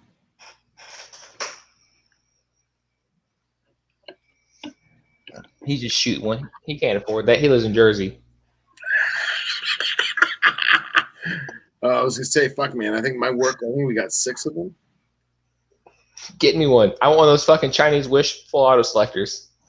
Dude, it's funny, man. Dude, a cop friend of mine down the road, like 2 towns over, he pulled over a guy, dirtbag gangbanger piece of shit, and the guy had a Glock 19 with one of those back plates, and they found the gun upon searching the vehicle, and he's like, "Hey, man, what's up with this Glock?" And he's like, "Oh, I bought it from my buddy." He goes, "You know what this is?" He goes, "Yeah, it's a Glock 19." He goes, "Yeah?" He says, "You know what this button does in the back?" He goes, "No, man." He's like, "I never took the thing apart." And like, long story short, the bad guy legitimately didn't know that he had an illegal machine gun. I think Bullshit. Bullshit. He knew exactly what the fuck that was. Look, my friend's a gun guy, and he knows what's what. And he said the guy was so mad that his friend sold that to him and like threw him under the bus. Hilarious, dude. Hilarious. Because I've heard some people, they cop out and they'll be like, "Oh, it's the safety." And I've heard that. dude, let me tell you about this shit, Phil. Listen, this shit show happened. This is 3 years ago. Somebody who was a SOT in Louisville had a gun store, and some fucking piece of shit came in there and like they went to the back room to get some ammo, and they come back and the dude jumped the counter and grabbed a PS90 and walked out. Turned out it was a fucking full auto PS90, and they made this big thing, dude, because dude stole a literal machine gun from the store, and fucking they literally, I think some ended up showing back up in a box. When they were like, "We're contacting ATF tonight, you stole an actual machine gun." Like, you don't understand what hell you've just unleashed upon everybody. No. And it showed up the next day in a cardboard box. At least he wasn't that stupid. Stealing a gun is one thing. Stealing a fucking machine gun was the worst thing you could do. Yeah, right? Right? People are fucking stupid, man. I don't know how it doesn't happen at Knob Creek every year. It's a miracle. I think it's because I've never been to the creek. I hear the creek is not what it used to be. I heard it used to be amazing, and now it's a shithole. I want to go just to see it, but I heard that the people that go there, like dirtbags, don't go there per se.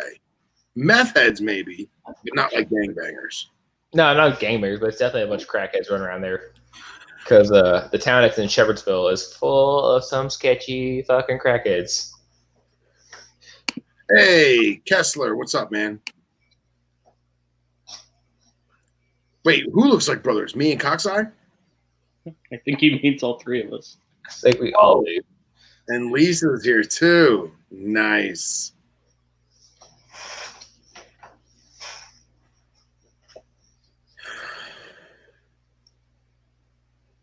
I love you too, Cass. I love you too. Yes, the three of us do look like brothers. Actually, Cox, how old are you? I'm 25. Holy shit. All right, so I'm the oldest. Damn it. Hey, you're an old man. Did I used to go back? I did. I actually I went to Daytona from 2004 to like 2007 or 8, and then I took a couple years off, and then right around like 2014 I started going back again. Yeah. So and I've been going every year since like 2013 or 2014. Which I keep forgetting to get my friggin' hotel room. I need to get the hotel room. I need to not miss out on that. Yeah, here's the thing. If we can get the hotel rooms now, because I really want to go, but it just depends on how this year goes if I buy a house and shit. Because I'm thinking about while this market's low, making the fucking move. Because, I mean, I bet you next month a realtor be fucking jonesing for some money. Yeah, right? Well, so what I'm figuring is I'm getting a hotel room regardless. Normally I share a hotel room with my married couple friend, Matt and Jamie. They have no reptiles. I don't know if they're going to want to go this year. I mean, I hope they do. I love them, you know, but if they don't go, I'll still have a room. So if the two of you degenerates need a place to sleep, I got it. I just need to remember to buy the fucking hotel room. I bet you could probably get a steal right now. Well, they have the reptile show discount. So it's like any room that's not a cabana, I think for like $139 a night. I'll take it. And last year, Hilton tried to screw me because I'm a Hilton Honors member, and I paid like an extra $30 or $40 for the cabana. So instead of paying like $250 or $300 for the night, it was like $180 or whatever. And I get there like, no, you didn't get a cabana. No, you got a normal room. And like I had a fucking hissy fit, and Jamie had to calm me down because I was getting irate at the concierge desk. Had to talk up the fucking ledge, didn't she? She did. I was like ready to like fucking go off the fucking handle. Was that when you were talking about you said you had to get like a beachfront room or some shit like that, and they were like, no, that's $130. Yeah, that's what that was. And I was like, no, fuck that. So fine, whatever. You know what? I think about it this way. I'm not the kind of guy to actually use the cabana. Like, I'm not the guy to bring people back to my hotel room. Like, that's not my thing. I feel like the hotel room is kind of like a safe haven. And like the three of us, or like me and Matt and Jamie, would be able to go and like relax and like make our own drinks and like hang out. I'm not the guy that'd be like, all right, everybody come back to the cabana, you know, so it's kind of pointless. You know, plus the hotel rooms that are beachfront, you go down the hallway, you go in the elevator, you go up to the room, you're done.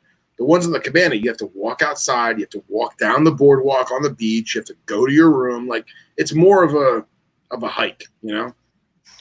Let's see. It's gonna be weird if I have to share a hotel room with you guys, because I've always had a hotel room by myself. Fuck.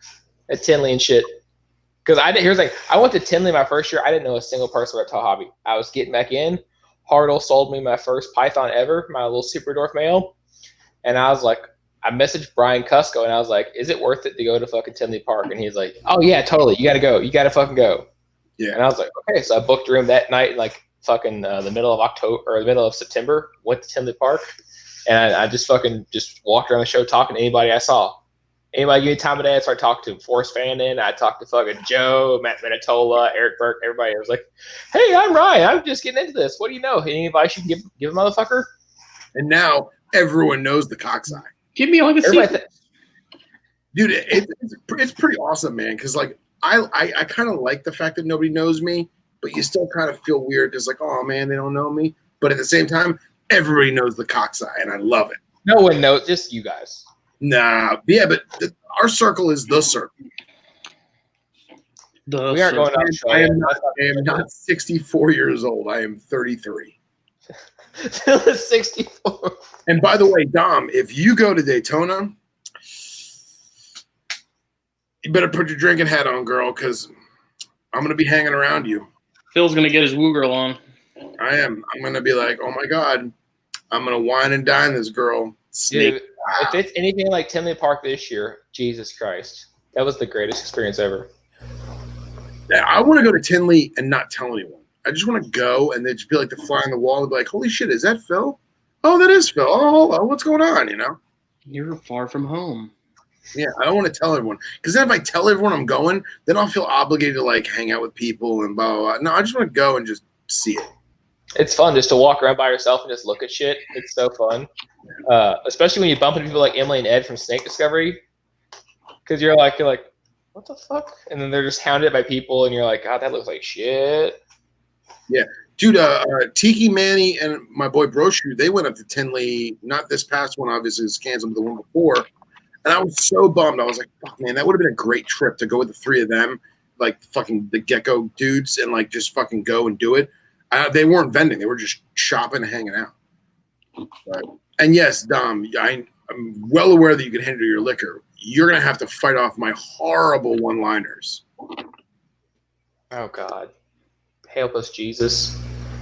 You dumb bitch, I'll shoot you in the eye through the eyes. The worst one was like 2 years ago, Josh from Exotic Aquatic, who Billy was trying to get in hold of to get some rat snakes or whatever. He was buying us drinks at the center bar, not center bar, at the racetrack, the race car bar, before they made it a Mexican restaurant. Oh my God, that man just bought round after round. God bless him. We were fucking destroyed. Dude, see. Fucking, I ended up going to first Dom says gross. No, Dom, I don't think I actually met you at Tinley. I hung out with Joe Lissa and all them and Matt Minatola the whole time. And fucking James Lewis, piece of shit. Piece of shit, James Lewis. Fucking, oh, man. God, Saturday night was the funnest thing ever at Tinley. Oh, man, it was so fun. Hang out with Joe and all of them and the tattoos and everything. But fucking my first year at Tinley, I was ended up just walking around meeting people. You know David Scheisterman? Yep. Okay, I met him at the bar because I was sitting there eating. I was shit-faced. I was shit-faced Friday night, and I was just sitting there, and everybody who sat next to me, I had to start talking to them. I'd be like, "You here for the expo?" And they'd be like, "Yeah." And I'm like, "What do you keep? What are you doing? I'm new to this. What are you doing?" And Dave sat next to me, and him talked for like 3 goddamn hours. Yeah, Dave's awesome, man. Dave's fucking, he's good people. I like him. Andy couldn't walk at Carpet Fest either. Dude, okay, so it's funny that Dom brings up Andy at Carpet Fest. At Carpet Fest, I walk over, I'm like, Andy, man, you good? He's like, yeah, I'm okay. He's so little. And then Carly comes over, and Carly's like, Andy, are you alive? And he's like, I'm good. I'm good. I'm good. It was like that boy disappeared. We wound up finding him in the back of Jake's truck in the fetal position, just like, Yep. you know? Fucking guy. I love that kid. Love that. Throw a blanket on that boy. Love that. Him and Jake cuddled up together in the back of his Jeep. They did. They really did. That's pure love, and that is some Joe Exotic shit. Oh my God. Oh my God, it is. That's great. I love it. Jake Exotic. That's his name from now on. Jake Exotic. Jake Exotic. When Billy put on the fucking group chat and he's like, hashtag Jake bait, and then I post a picture of a poplin carpet that was like hashtag Jake bait, dude, I could feel Jake's laughter through Instagram. So hold on. Who went and helped Stephen Poole get out down there at Stogies Carpet Fest? Probably Dallas and Amanda.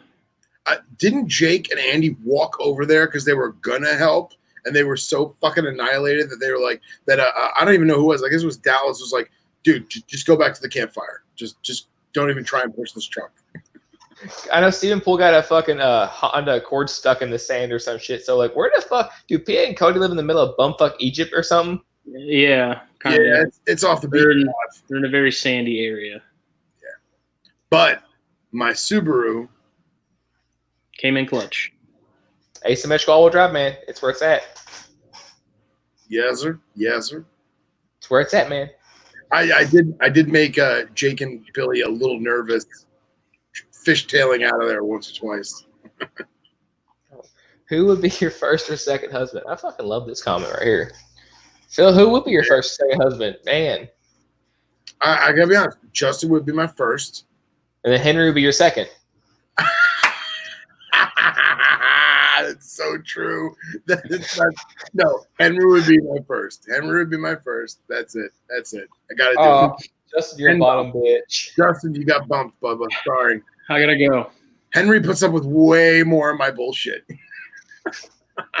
I hope he's still watching. Oh no. God damn it. Between Carpet Fest and this bullshit. I am being summoned. You're being summoned? Yes. It's that time. It's the witching hour. It is that time. Damn right, hen dog. Damn right. All right, boys. Well, it was a hell of a run tonight. You kids have fun. Thanks for inviting me on. Next time I'll have a cigar. I love having outside on the show. I do. Yep. I'll drink enough hot toddies and shit to fucking recover. So yeah. Don't you go dying on us, bitch. If I kick the bucket from this shit, I'm just saying now, Justin gets on my snakes. Justin's like, fuck, retics? Really? I don't mind retics as long as they're small. 2 of them will stay small. The one is a Sulawesi. You're fucked on that one. He'll eat cows. So, hey, that one, Jake can have that one. All yours are Jampayas? No, I have one is a 50% Mahdi, 25% Calato across. The other one is a 50% Filipino, 25% Jampaya. And then there's my boy Machi, Basula. Nice. I got him one day on a fucking... Huh? That's your yellowhead, right? Yeah, that's the one that fucking 2 years back, I literally was like, somebody posted him. Well, it was a guy named Justin Student, and he posted, he's like, I got 3 males left. Don't know what to do with them. And I was like, send it now. Oh, take it. I literally never thrown out money so fast in my entire fucking life. That's kind of how I feel like with Sean. I'm like, bro, take my money. Take it now while it's there. It's burning a hole in my pocket. Dude, y'all send me some fucking pictures of Sean's racks because they look really, really, really fucking good from the far shots. I can't wait to get mine. I told him to take his time, because I'm not in any actual rush. But dude, I can't wait to get it. Can't wait to get it. Because I got some plans. I got some fucking plans. He's the man. Y'all say that. Right. You boys out. All right. Y'all have fun. Later. Later, Tater. Bowl